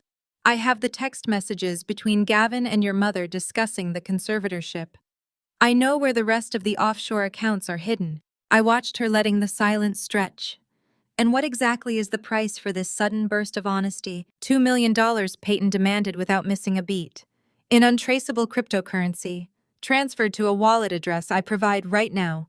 Give me the funds and I will testify against Gavin and your parents. I will hand the federal prosecutors everything they need to lock Richard away for the rest of his life. And if I refuse, I asked, my voice dangerously calm. Peyton smiled a vicious, predatory expression that finally revealed the true monster lurking beneath her carefully curated exterior. She rubbed her pregnant belly again, this time with a distinct, threatening emphasis. If you do not transfer the money right now, I will start screaming. I will tear my own clothes. I will throw myself against this concrete pillar, and I will call the police. I will tell them that you deliberately tracked me down in this dark parking garage. I will claim that you were consumed by jealous rage over my baby. I will swear under oath that you assaulted a pregnant woman. The extortion was beautifully wicked. Even with my assets unfrozen, a criminal charge for assaulting a pregnant woman would instantly destroy my reputation and severely damage Vanguard Financial's public standing. She was banking on my fear of scandal. She thought I would pay $2 million just to make her disappear. She thought that she had outsmarted me. I did not flinch. I did not step back. I looked at the woman who had grown up eating at my family's dinner table, the cousin who had slept in my bed with my husband, and I felt absolutely nothing but clinical detachment. I reached into my coat pocket and slowly pulled out my smartphone. The screen was brilliantly illuminated in the dim parking garage. "You are bluffing." Peyton scoffed, though a flicker of doubt finally crossed her eyes. "You cannot afford another public scandal, Sloane. Send the crypto." I simply smiled, holding the bright screen up so she could see the interface clearly. The red recording indicator was not blinking. Instead, the screen displayed a live, active connection. I tapped the center of the glass, once locking the interface. "I did not need to record that, Peyton," I said softly. "I streamed it straight to Gavin." I rolled my window up, cutting off the sound of Peyton gasping for air. Her eyes darted frantically around the dim garage as the reality of the live stream settled into her mind. I shifted into drive and pressed the accelerator smoothly, pulling away from the concrete pillar. In my rearview mirror, I watched her figure shrink in the harsh fluorescent lighting. She was entirely alone, stripped of her leverage, and fully exposed to the man she had violently betrayed. The satisfaction that washed over me was absolute. I merged onto the city streets, the neon lights reflecting off my windshield. Tonight, I was simply driving home, leaving the architects of my misery to completely cannibalize each other. Back in the garage, Peyton broke out of her paralyzed state. Panic propelled her forward. She sprinted toward the exit stairwell, her boots echoing sharply against the concrete. She knew the depth of Gavin's vanity and the explosive volatility of his temper. Watching her dismiss his intellect and demand $2 million to testify against him would obliterate whatever lingering affection he harbored. She needed to pack a bag, drain whatever cash she could access, and vanish. She burst out onto the busy downtown sidewalk, her breath coming in ragged gasps. The evening crowd milled around her. She pulled out her phone to summon a ride, her hands shaking violently, but Gavin was already steps ahead. The federal agents had temporarily released Gavin pending a grand jury indictment restricting his movements. He walked out of the federal building just in time to receive my live stream link. Enraged beyond rationality, he immediately accessed the location tracking feature he had secretly installed on Peyton's phone months ago. A man obsessed with control always keeps tabs on his assets. He tracked her signal moving rapidly through the downtown grid. He sprinted down the avenue with a singular destructive focus. He spotted her standing under the glow of a street lamp at the corner of 5th and Main, frantically tapping her smartphone screen. "Peyton!" Gavin roared, his voice cutting through the ambient noise of the busy intersection. Peyton spun around, dropping her phone onto the pavement. The device shattered, mirroring the immediate destruction of their alliance. Gavin closed the distance between them in seconds, his face flushed a dangerous red. His designer suit was wrinkled, his tie hanging loosely around his neck. He looked completely unhinged. "You greedy, treacherous parasite!" he shouted, pointing a trembling finger inches from her face. "You were going to sell me out for crypto. I gave you everything." Peyton backed into the pedestrian crosswalk, her performative sweetness instantly evaporating. She bared her teeth, looking like a cornered animal. "You gave me nothing!" she screamed back, ignoring the pedestrians who were rapidly stopping to stare. "You stole money from your wife to buy that ring. You are a fraud." The intersection ground to a halt. Commuters froze on the sidewalks and cars idled at the green light as the spectacle unfolded. "You are an absolute idiot, Gavin." Peyton shrieked, her voice echoing off the surrounding glass skyscrapers. "You could not even write a single line of code. Sloane built the entire company while you played pretend on podcasts.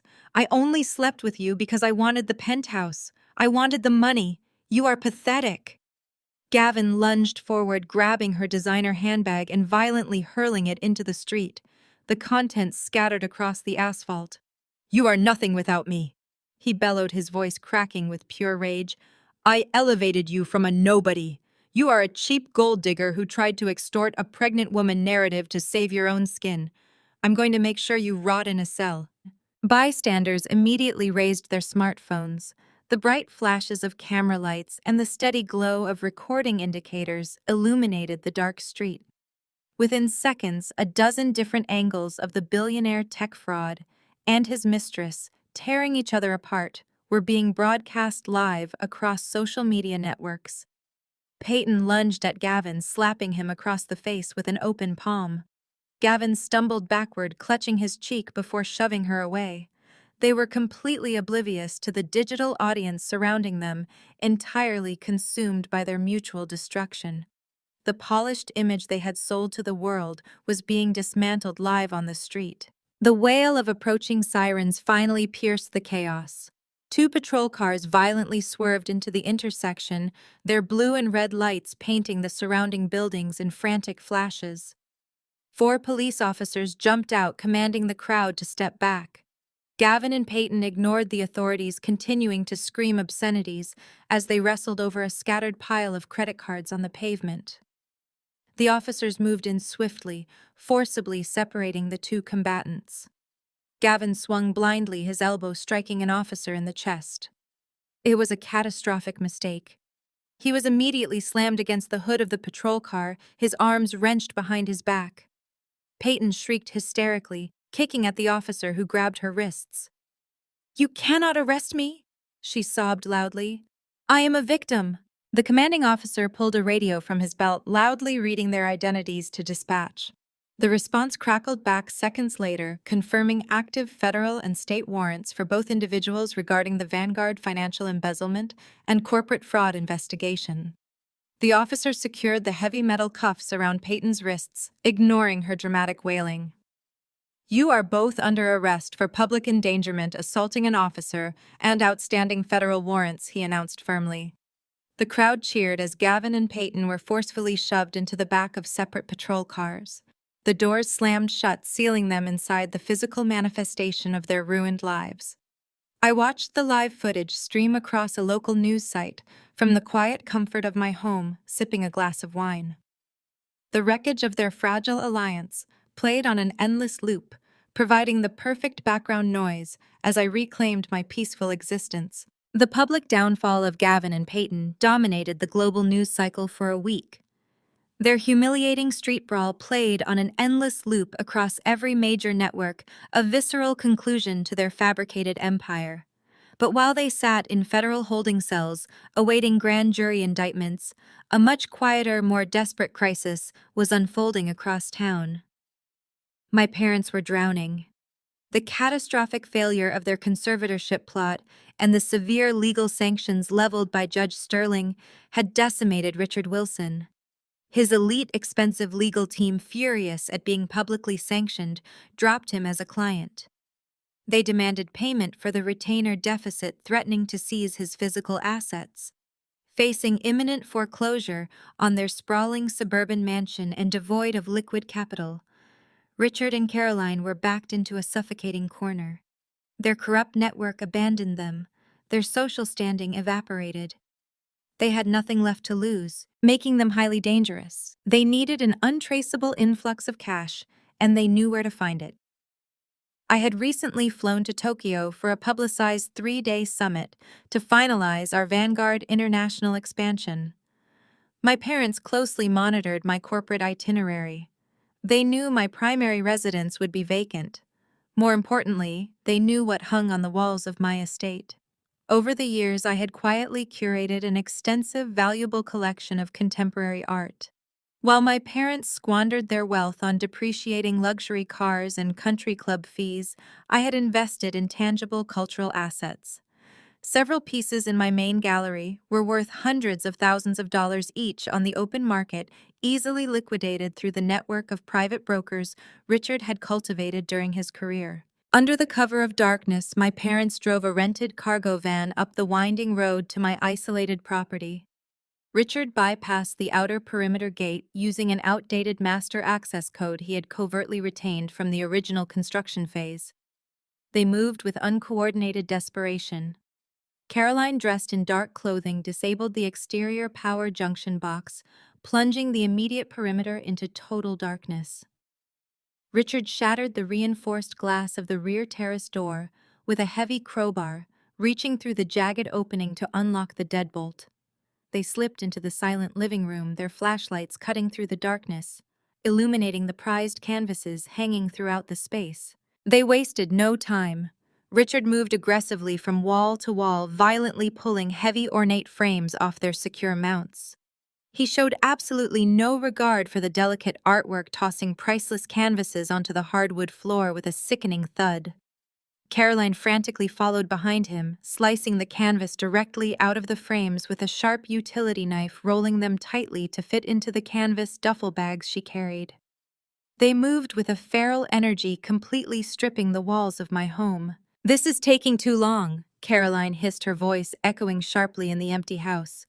"Grab the sculptures in the foyer and let us get out of here before a patrol car drives past the gate." Richard ripped a multi-million-dollar abstract expressionist piece from the center of the gallery wall, his breathing heavy and ragged. I raised her. He grumbled, his voice thick with toxic entitlement and raw fury, as he practically tore the canvas from its wooden stretcher. "Every dime she has belongs to me. She owes us this. We gave her the foundation to build that damn company, and this is how she repays us. She deserves to be stripped completely bare." He forcefully shoved the ruined masterpiece into her waiting bag, his face red with exertion. He moved toward the front foyer, eyeing a pair of valuable bronze statues resting on marble pedestals. He believed he was simply reclaiming what he viewed as his rightful property. He truly believed he was outsmarting me once again. He thought disabling the exterior power box had blinded my security measures. What Richard and Caroline failed to understand was the fundamental nature of the house they breached. It was not a luxury estate protected by commercial security. The property was integrated with the Vanguard artificial intelligence network. The structure was a living extension of the algorithm my father had spent months trying to steal. It did not rely on the municipal power grid or standard electrical boxes. The system operated on a closed-loop geothermal power source with triple redundancies. The moment Richard shattered the glass on the terrace door, the Vanguard AI instantly awakened from its dormant monitoring state. It silently tracked their thermal signatures moving through the gallery, analyzing their hostile actions and calculating the precise monetary value of the assets they were actively destroying.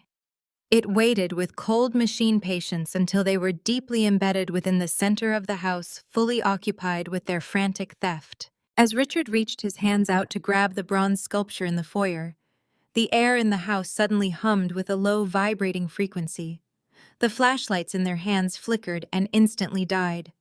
A blinding array of crimson emergency lighting snapped on, illuminating the entire interior in a harsh, aggressive red glow. Before either of them could utter a single word of panic, the house engaged its ultimate containment protocol.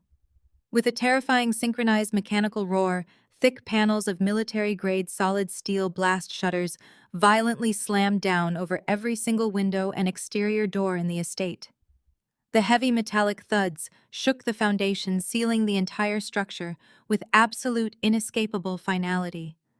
The deadbolts automatically rotated with a heavy magnetic clack, locking the interior doors into place. My parents spun around in sheer terror, dropping their duffel bags filled with stolen art.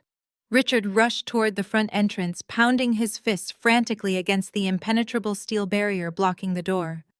Caroline screamed, rushing toward the terrace, only to find the shattered glass completely sealed behind a wall of solid metal. They were trapped inside a highly reinforced vault of their own making, locked securely inside the very home they had come to violate. Half a world away in the pristine silence of my Tokyo hotel suite, my secure tablet vibrated with a sharp, rhythmic pulse.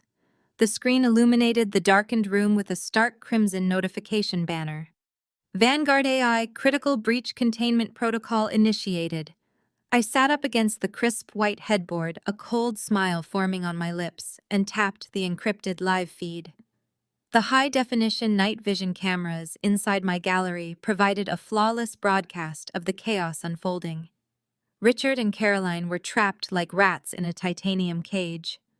Richard was violently swinging his heavy crowbar against the solid steel blast shutters, the loud metallic clangs registering as useless noise on the audio feed.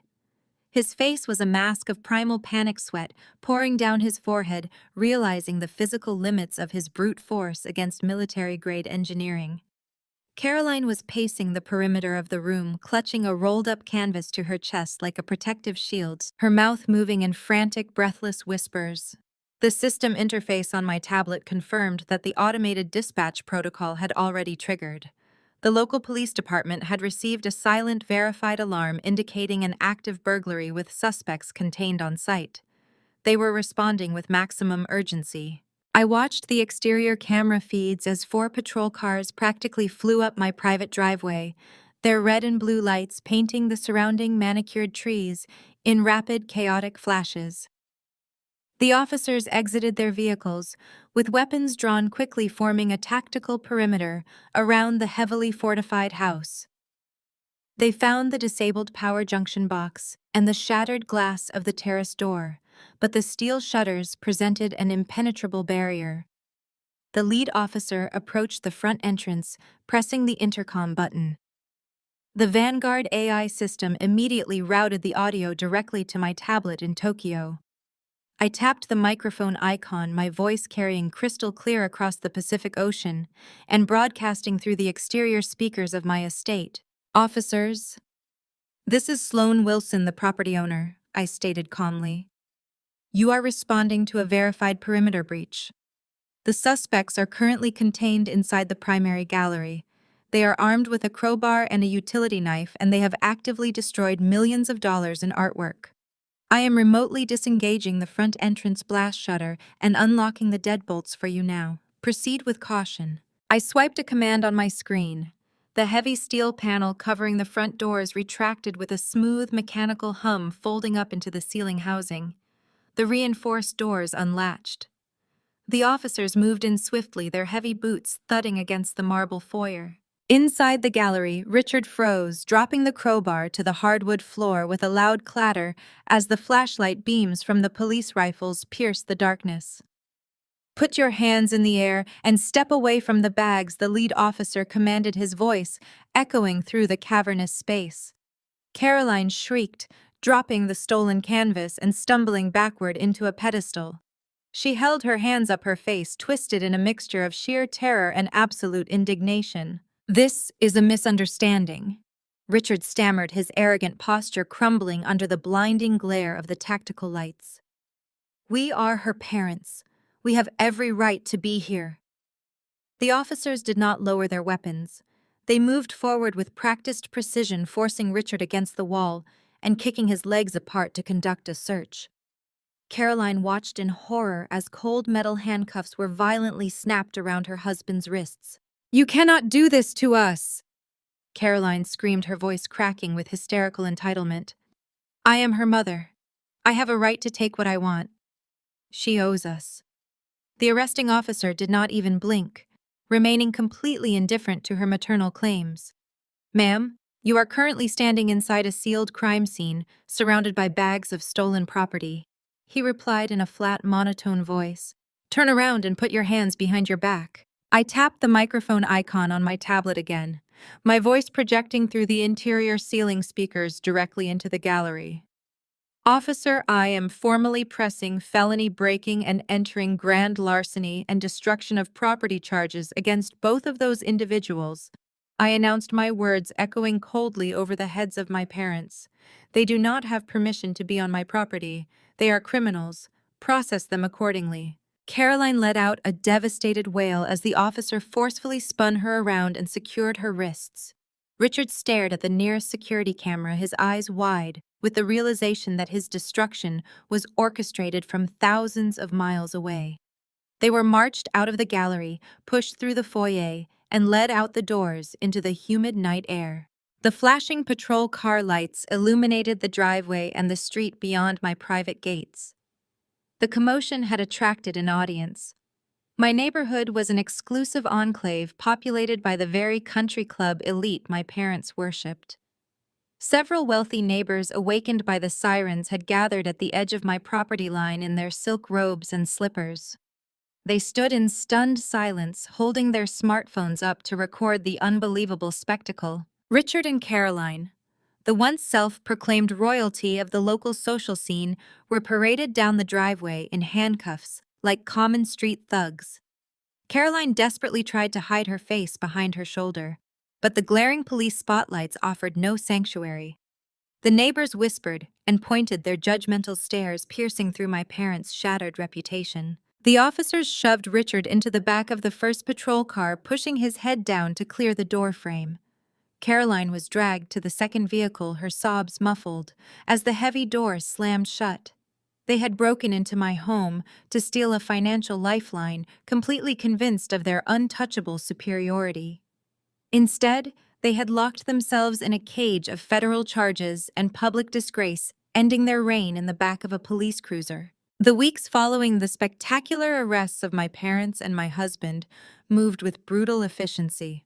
The criminal justice system usually agonizingly slow operates with a terrifying speed when presented with irrefutable high-definition video evidence and meticulously logged digital trails.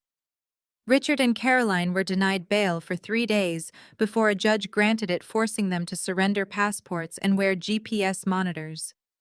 Their humiliating exit from my property in handcuffs had become the defining scandal of their country club elite circle. The social exile was absolute. Their friends stopped returning calls. Their country club memberships were instantly revoked under a morality clause. But the social death was nothing compared to the financial execution. The banks, terrified by looming federal indictments and massive civil suits I had filed, began calling in loans. The fraudulent foundation of Richard's wealth completely collapsed, leaving a crater of debt. Gavin, meanwhile, had managed to secure his release on a heavily restricted bail bond, funded by liquidating the last of his hidden crypto wallets. He was fighting a federal embezzlement charge, but his arrogance remained entirely intact. He genuinely believed his own fabricated mythology. He still thought he was a tech visionary who hit a temporary legal roadblock. The banks moved aggressively to recoup their losses. A public foreclosure auction was scheduled for a brisk Tuesday morning. The catalog of assets was a complete inventory of their manufactured vanity. The sprawling mansion my parents used as a fortress of judgment was listed to the highest bidder. The fleet of luxury vehicles, including the imported sports cars my sister Allison had treated as her personal birthright, were seized and parked in the county impound lot, awaiting the auction block. I did not attend the public spectacle on the courthouse steps. There was no need for me to stand in the morning chill and watch the vultures pick over the remains of their fabricated empire. Instead, I monitored the proceedings from the pristine silence of my downtown corporate suite. My digital dashboard displayed the live auction feeds, updating in real time as the gavels fell. I watched the numbers climb, the discounted bids reflecting the desperate nature of the sale. Through the live security feeds of the courthouse square, I could see Gavin standing near the front of the crowd.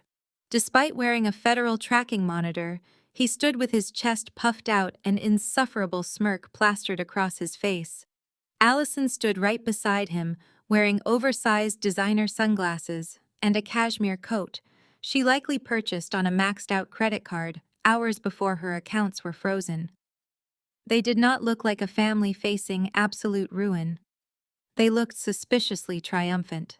My smartphone vibrated against the polished mahogany of my desk, breaking the quiet hum of the office. The screen illuminated, displaying a new message from Allison. I had not blocked her number, keeping the channel open strictly for the purpose of gathering evidence of their ongoing delusions. I picked up the device and tapped the notification. The message was a masterclass in unearned arrogance, dripping with the toxic entitlement that had defined our entire upbringing. She had typed the words with the furious, desperate energy of someone clinging to a sinking ship while convinced it was a luxury yacht. "You thought you beat us." The message began, the text practically glowing with spite. "A mysterious private equity firm from New York is buying all our debt. They're going to restructure our loans and fund Gavin's new startup to crush you. We will always win." I read the words twice, letting the sheer absurdity of their situation wash over me. They were completely broke, facing long federal prison sentences, and standing on the steps of a county courthouse watching their childhood home being auctioned off to strangers. Yet they had found a phantom savior. A mysterious private equity firm from New York had swooped in at the 11th hour, promising to buy their toxic debt, restructure their massive loans, and bankroll Gavin's next non-existent technological masterpiece. Allison genuinely believed that they had outmaneuvered me.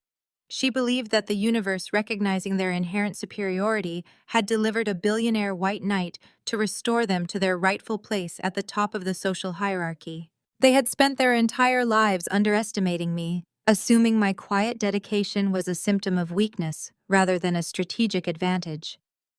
They never bothered to look past their own vanity to understand the corporate structures I had spent years building. If they had possessed even a fraction of the business acumen they constantly bragged about, they would have investigated their phantom savior. They would have looked into the corporate registry of that mysterious New York private equity firm. They would have traced the subsidiary holding companies, followed the offshore routing numbers, and dug through the layers of corporate governance. If they had done any of that, they would have discovered the singular, terrifying truth about the entity buying their debt. I alone entirely owned that very private equity firm. Every single share, every board seat, and every dollar of capital belonged exclusively to me, secured through ironclad legal trusts. I was not just buying their toxic debt. I was purchasing their entire foreseeable future. I was becoming their sole corporate creditor, their unforgiving landlord, and their absolute master. They were blindly signing themselves into a lifetime of permanent financial servitude, completely unaware that I was the one holding the pen. I locked my smartphone screen and set it down gently on the solid mahogany desk.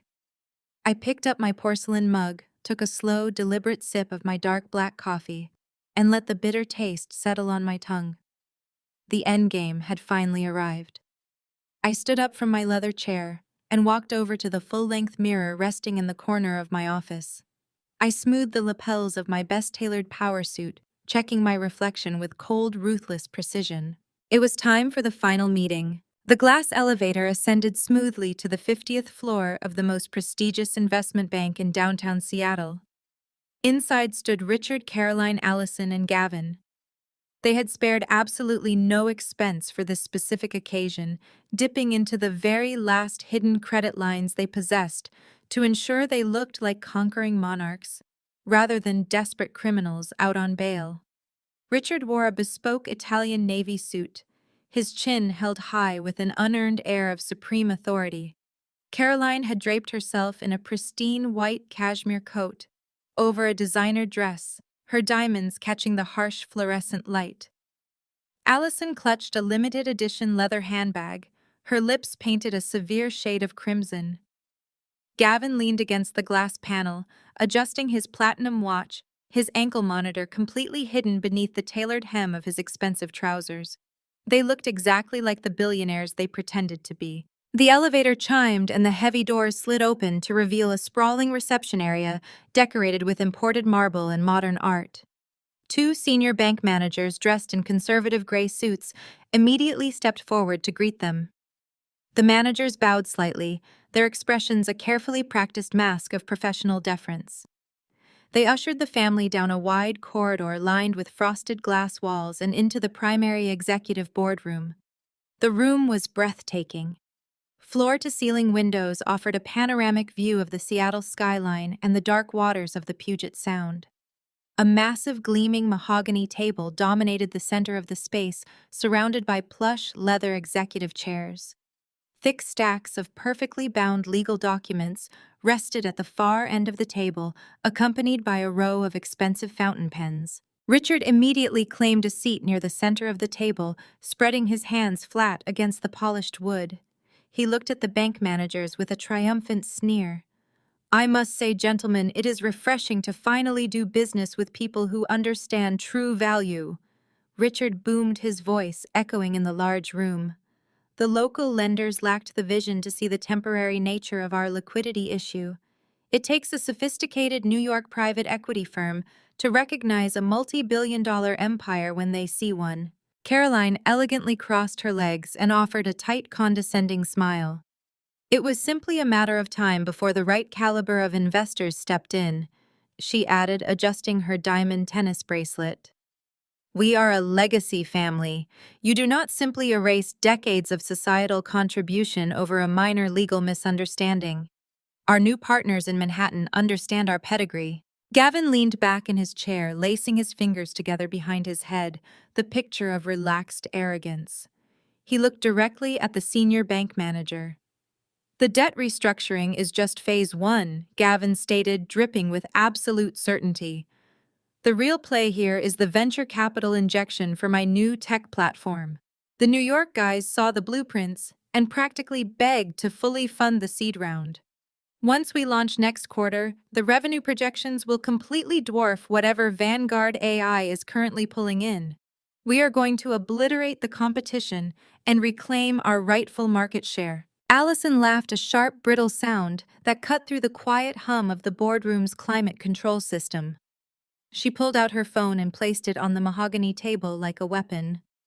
"I sent Sloane a message this morning just to let her know the exact moment she lost." Allison sneered, her eyes gleaming with malice. "She really thought she could outsmart us. She thought locking us out of that house and calling the police would break us. She is probably sitting in some depressing corporate office right now, crying into her coffee, realizing that we are untouchable. We will always win." The senior bank manager nodded slowly, his face betraying absolutely no emotion as he gestured toward the massive stacks of paperwork resting on the table. "The documents are fully prepared for your signatures, Mr. Wilson," the manager said, his tone remarkably flat. "These contracts will execute the complete transfer of all your outstanding debts, mortgages, and personal liabilities to the holding company representing the New York private equity firm. Upon signing, they will become your sole creditor. All previous bank covenants will be overridden by their specific terms." Richard did not even bother to read the cover page. He confidently reached for one of the heavy silver fountain pens. "Outstanding," Richard proclaimed. "Let us get this formality out of the way. When can we expect the New York executives to arrive? I want to personally shake the hands of the men who possess the intelligence to back a winning horse. We have celebratory dinner reservations at the Rainier Club at 8 o'clock, and I fully intend to invite them as our guests of honor." The second bank manager checked his watch, a subtle tightening around his eyes being the only sign of tension. "The principal owner of the private equity firm is scheduled to arrive at any moment to countersign the final transfer agreements," he replied smoothly.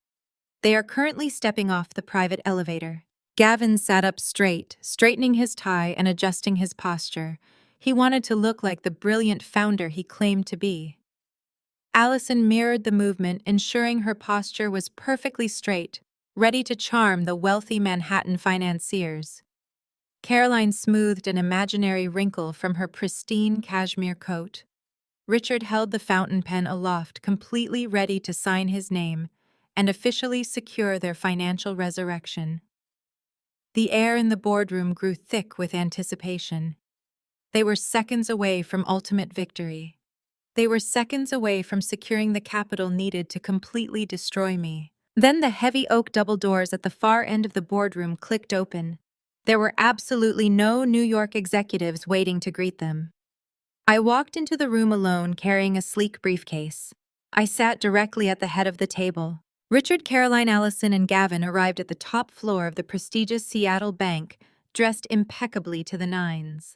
They strutted into the sprawling executive boardroom, taking their seats around the massive mahogany table with triumphant smiles. Richard loudly boasted to the senior bank managers waiting nearby. "Our brilliant New York savior recognized true potential," Richard crowed, adjusting his silk tie. "They are wiping out our debt today." Gavin smirked. "And fully funding my tech startup." They waited eagerly to sign the debt transfer paperwork. Suddenly, the heavy double doors swung open. There were absolutely no New York executives. I walked into the room completely alone, carrying a sleek leather briefcase. I sat directly at the head of the table, placing it on the polished wood. For 3 agonizingly long, quiet seconds, nobody moved. The sheer impossibility of my presence in this specific room completely shattered their collective reality. Richard blinked rapidly, his hand hovering over a silver pen. Caroline lowered her chin, eyes narrowing as she processed the visual anomaly of her discarded daughter interrupting their salvation. Gavin recovered his voice. He leaned forward, breaking the heavy silence with a sharp, incredulous laugh. He shook his head now. "Did you get lost, Sloane?" "The adults are doing business here," Gavin asked, a familiar, mocking smirk spreading across his face. "You need to leave before security escorts you out." Allison quickly found her footing, fueled by his arrogant dismissal. She crossed her arms tightly over her chest, glaring at me with raw venom. "Are you stalking us now?" she spat. "This is pathetic even for you. We are literally seconds away from closing a multi-million-dollar deal with a prestigious New York equity firm. Your petty revenge tactics are completely over.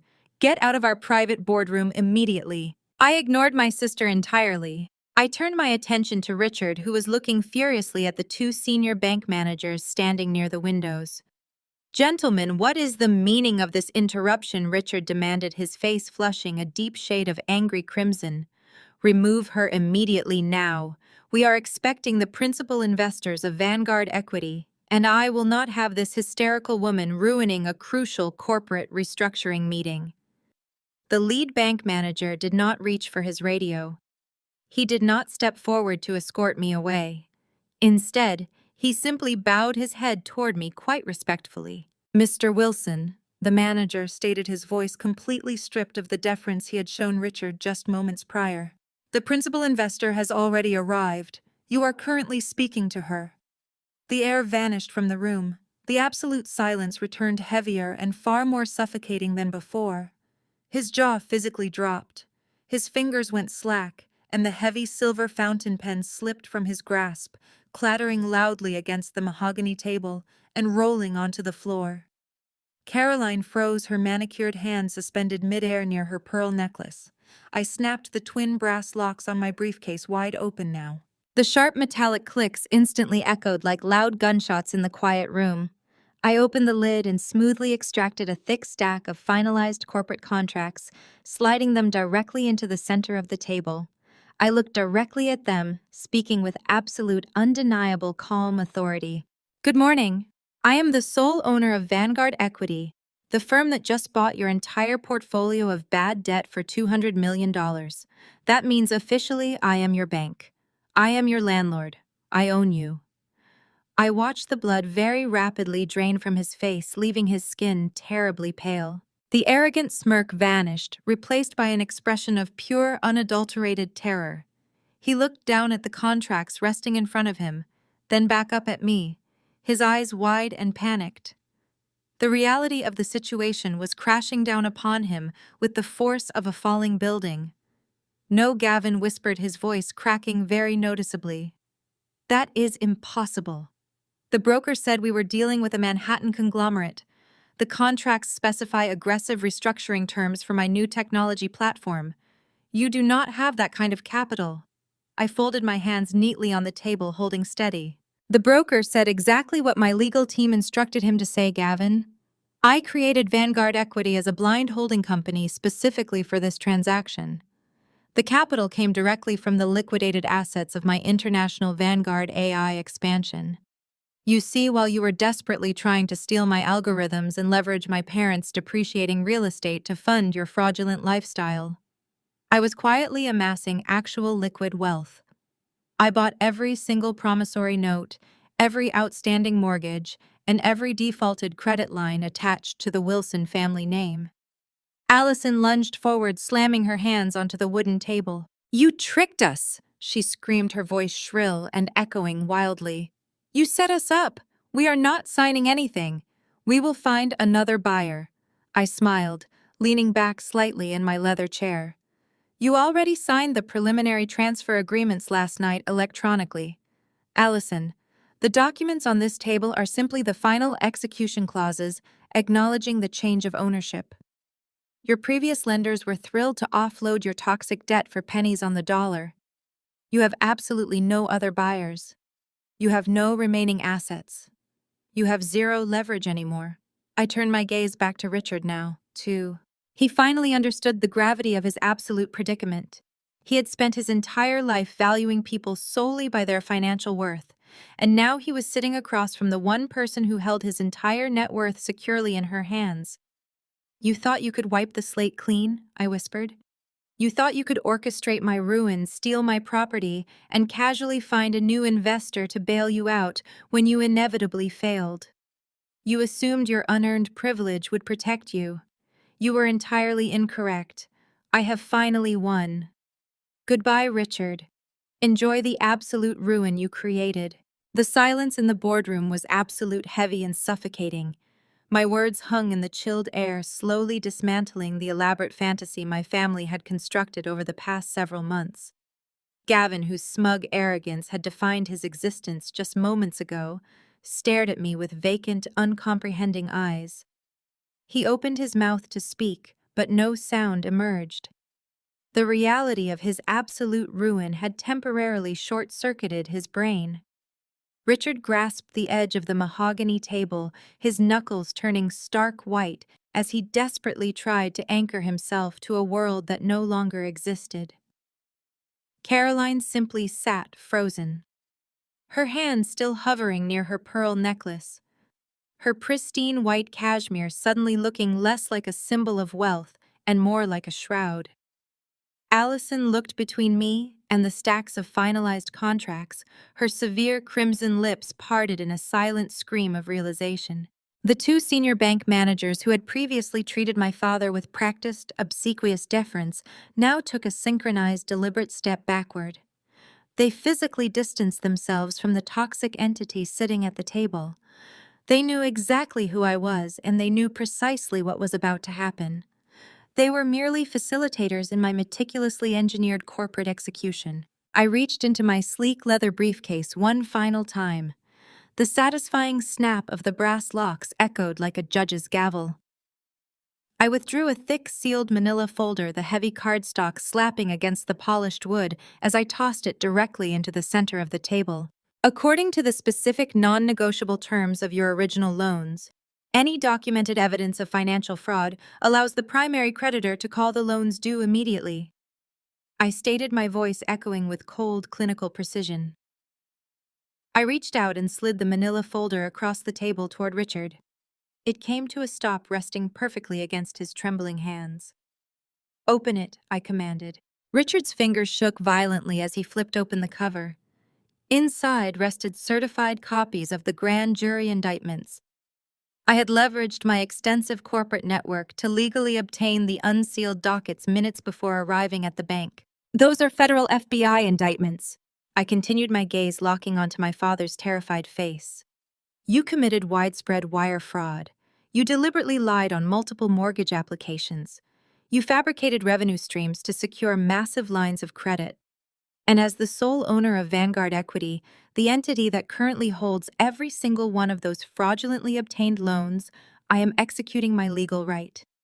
I am calling the debt due today, in full. The exact sum, including penalties, interest, and the massive default premiums you just blindly agreed to by signing those transfer documents, is $240 million. Caroline let out a guttural, wretched sob. She slumped forward, burying her face in her hands, her diamonds scraping against the table. Richard scrambled to his feet, his chair screeching loudly against the floor. "Sloane, please!" Richard begged, his booming voice reduced to a pathetic, wavering croak. "You cannot do this. We do not have the liquid capital. The banks froze our primary accounts. The legal fees are draining everything. We are your family. You cannot throw your own flesh and blood onto the street. We will restructure. I will work for you. I will give you whatever you want." I leaned back in my chair, surveying the pathetic display. "You have absolutely nothing I want, Richard. You spent your entire life hoarding depreciating assets and toxic social capital. You possess nothing of actual value." Allison launched herself out of her chair, her manicured fingers clawing at the air. "This is illegal!" she shrieked, her voice echoing shrilly off the floor-to-ceiling windows. "You cannot just demand $200 million in one day. We will file for bankruptcy. We will tie you up in court for the next decade. Gavin will hire the best restructuring lawyers in Seattle." Gavin did not move. He kept his eyes glued to the polished mahogany surface, fully comprehending the lethal trap I had set. He understood corporate law just enough to know the fatal flaw in Allison's hysterical threat. I turned my attention to my sister, offering her a smile entirely devoid of warmth. "You clearly do not understand how federal law operates, Allison," I explained smoothly. "Because your debts were secured through active documented financial fraud, you are legally barred from filing for Chapter 11 bankruptcy protection. The federal government does not allow criminals to restructure loans they obtained by lying to financial institutions. Your debt cannot be discharged. It cannot be negotiated. It is permanent, absolute, and inescapable." I stood up, buttoning my tailored suit jacket, looking down at the four individuals who had tormented me for my entire life. "By the end of business today, the foreclosure protocols will be fully executed. The federal marshals will arrive at your sprawling mansion to forcibly evict you. They will impound your luxury vehicles. Your credit scores are effectively zero. Your social standing is obliterated. You have absolutely no money, no home, and no future outside of a federal penitentiary." Caroline wailed loudly, reaching out a violently trembling hand toward me, but I took a measured step back, remaining completely immune to her pathetic manufactured tears. Richard sank heavily back into his plush leather chair, a fundamentally broken, utterly defeated shell of a man, his hollow eyes staring blindly at the cloudy Seattle skyline outside the windows. Gavin sat perfectly still, his breathing shallow, as the crushing, suffocating weight of absolute poverty finally sank deep into his bones. Allison stood completely frozen, thick black tears ruining her expensive cosmetic makeup, finally understanding that she was entirely powerless.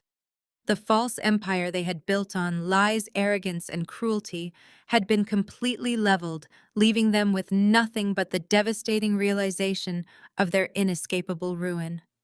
I turned silently and walked out of the boardroom, leaving them forever trapped in the cold ashes of their own making. 6 months passed with the ruthless efficiency of a perfectly executed algorithm. The sudden and absolute collapse of the Wilson family empire became a legendary cautionary tale within the Seattle financial district. Their precipitous fall from grace was absolute, leaving entirely no room for recovery. Gavin was the first to face the harsh reality of his profound arrogance. The federal investigators moved swiftly, utilizing the meticulously documented evidence of wire fraud I had provided to the United States Attorney. Gavin was sentenced to 5 years in a federal penitentiary.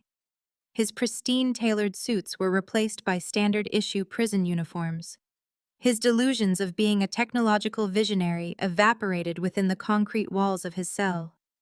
His young wife Peyton, whom he had married purely for her social connections, filed for divorce the moment the indictments became public. She completely emptied their remaining domestic accounts, filed a restraining order, and vanished, legally sticking Gavin with a massive mountain of high-interest credit card debt that he could never possibly repay. He was entirely alone, stripped of his fraudulent wealth and his manufactured pride, left to serve his time in absolute obscurity.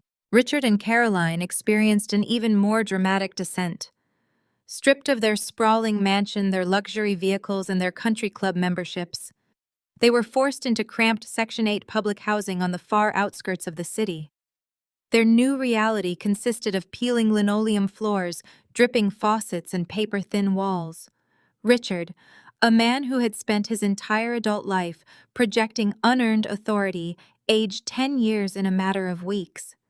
He spent his days sitting in a stained recliner, staring blankly at a small television screen, completely silenced by his overwhelming defeat. Caroline simply refused to accept her new impoverished circumstances.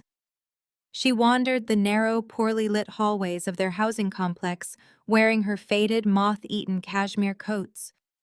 She aggressively cornered her new neighbors by the communal laundry machines, desperately insisting that she was a woman of supreme high society. She loudly proclaimed to anyone who would listen that her youngest daughter was a ruthless billionaire who owned the most powerful private equity firm in Manhattan. The neighbors simply pitied her, whispering behind her back that the poor old woman had completely lost her mind. They viewed her as a tragic, delusional figure, utterly unaware that every single extraordinary claim she made about my wealth was entirely true. Allison suffered a uniquely poetic form of justice.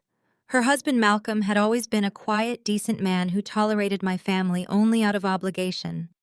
When the full extent of the complicity of Allison in the mortgage fraud and embezzlement became public knowledge, Malcolm immediately filed for divorce. He possessed extensive documentation of her financial recklessness and emotional instability. Consequently, the family court judge awarded Malcolm full, unmitigated custody of their 2 young children.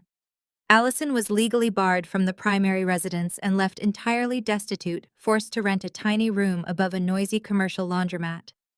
Malcolm, finally free from the toxic influence of my family, focused his energy on a passion project he had been developing for years. He conceptualized an innovative educational technology platform designed to help underprivileged students access advanced tutoring resources. Knowing his character and the genuine merit of his idea, I arranged a formal pitch meeting at Vanguard Equity. Malcolm delivered an incredible presentation.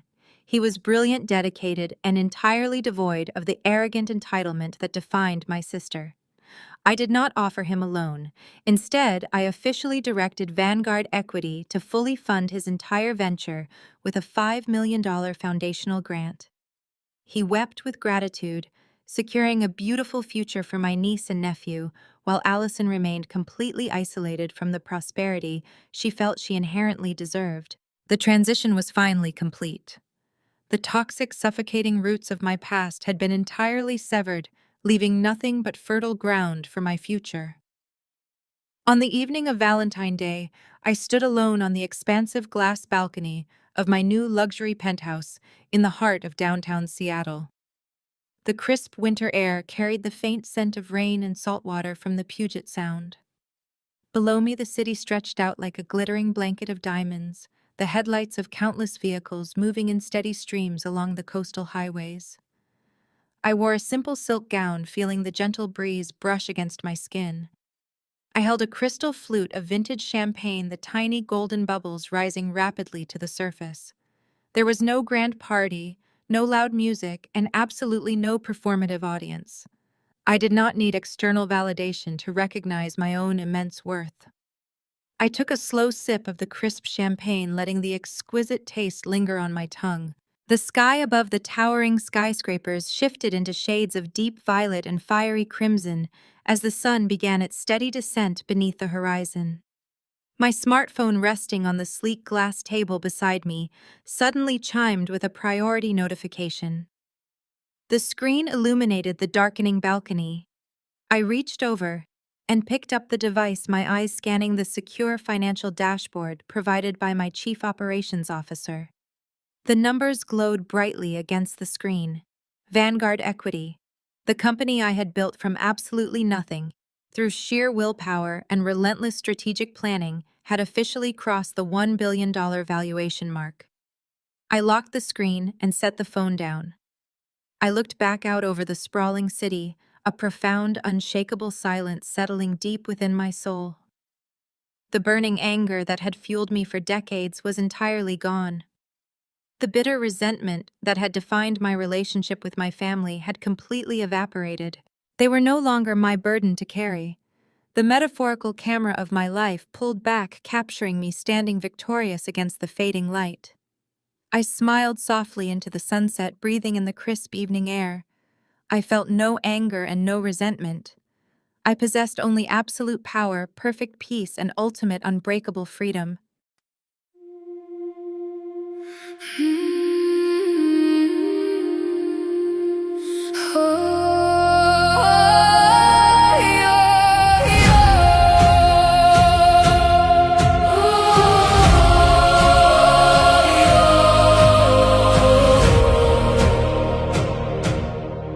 I used to ride upon your shoulders, thinking you could touch the sky. Every road felt less uncertain when I saw the world through your eyes. You were stronger than the mountains, taller than the northern pines. And when the winter winds were coming, you would stand between them and I. Time kept moving like the river, years slipped slowly out to sea. But no matter where life took me, you were always part of me. I am my father's daughter, in every step I take, in every time I choose to stand.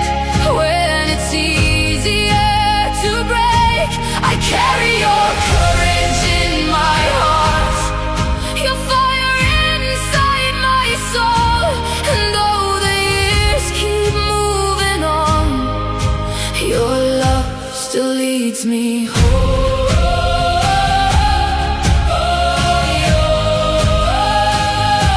You taught me strength is not in power, but in kindness when it's hard.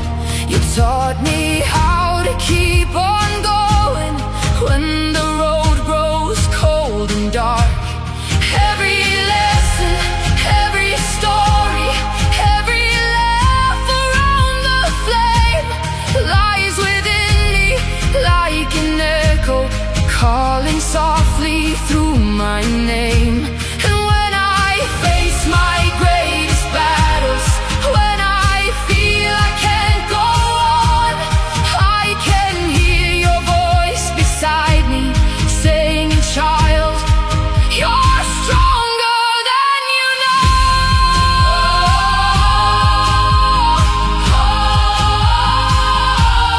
I am my father's daughter, in every step I take, in every time I choose to stand. When it's easier to break, I carry your courage in my heart, your fire inside my soul. And though the years keep moving on, your love still leads me home.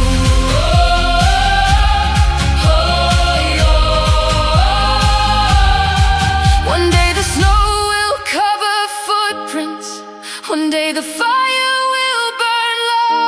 But the things a father gives his daughter are the things that never go. Not the gold or not the stories, not the battles that he won, but the quiet way he loved her and the woman she becomes. I am my father's daughter, and I always will remain. Through every triumph, every loss, through every joy and every pain, the world may change around me, the stars may fade above, but I will always carry with me my father's endless love.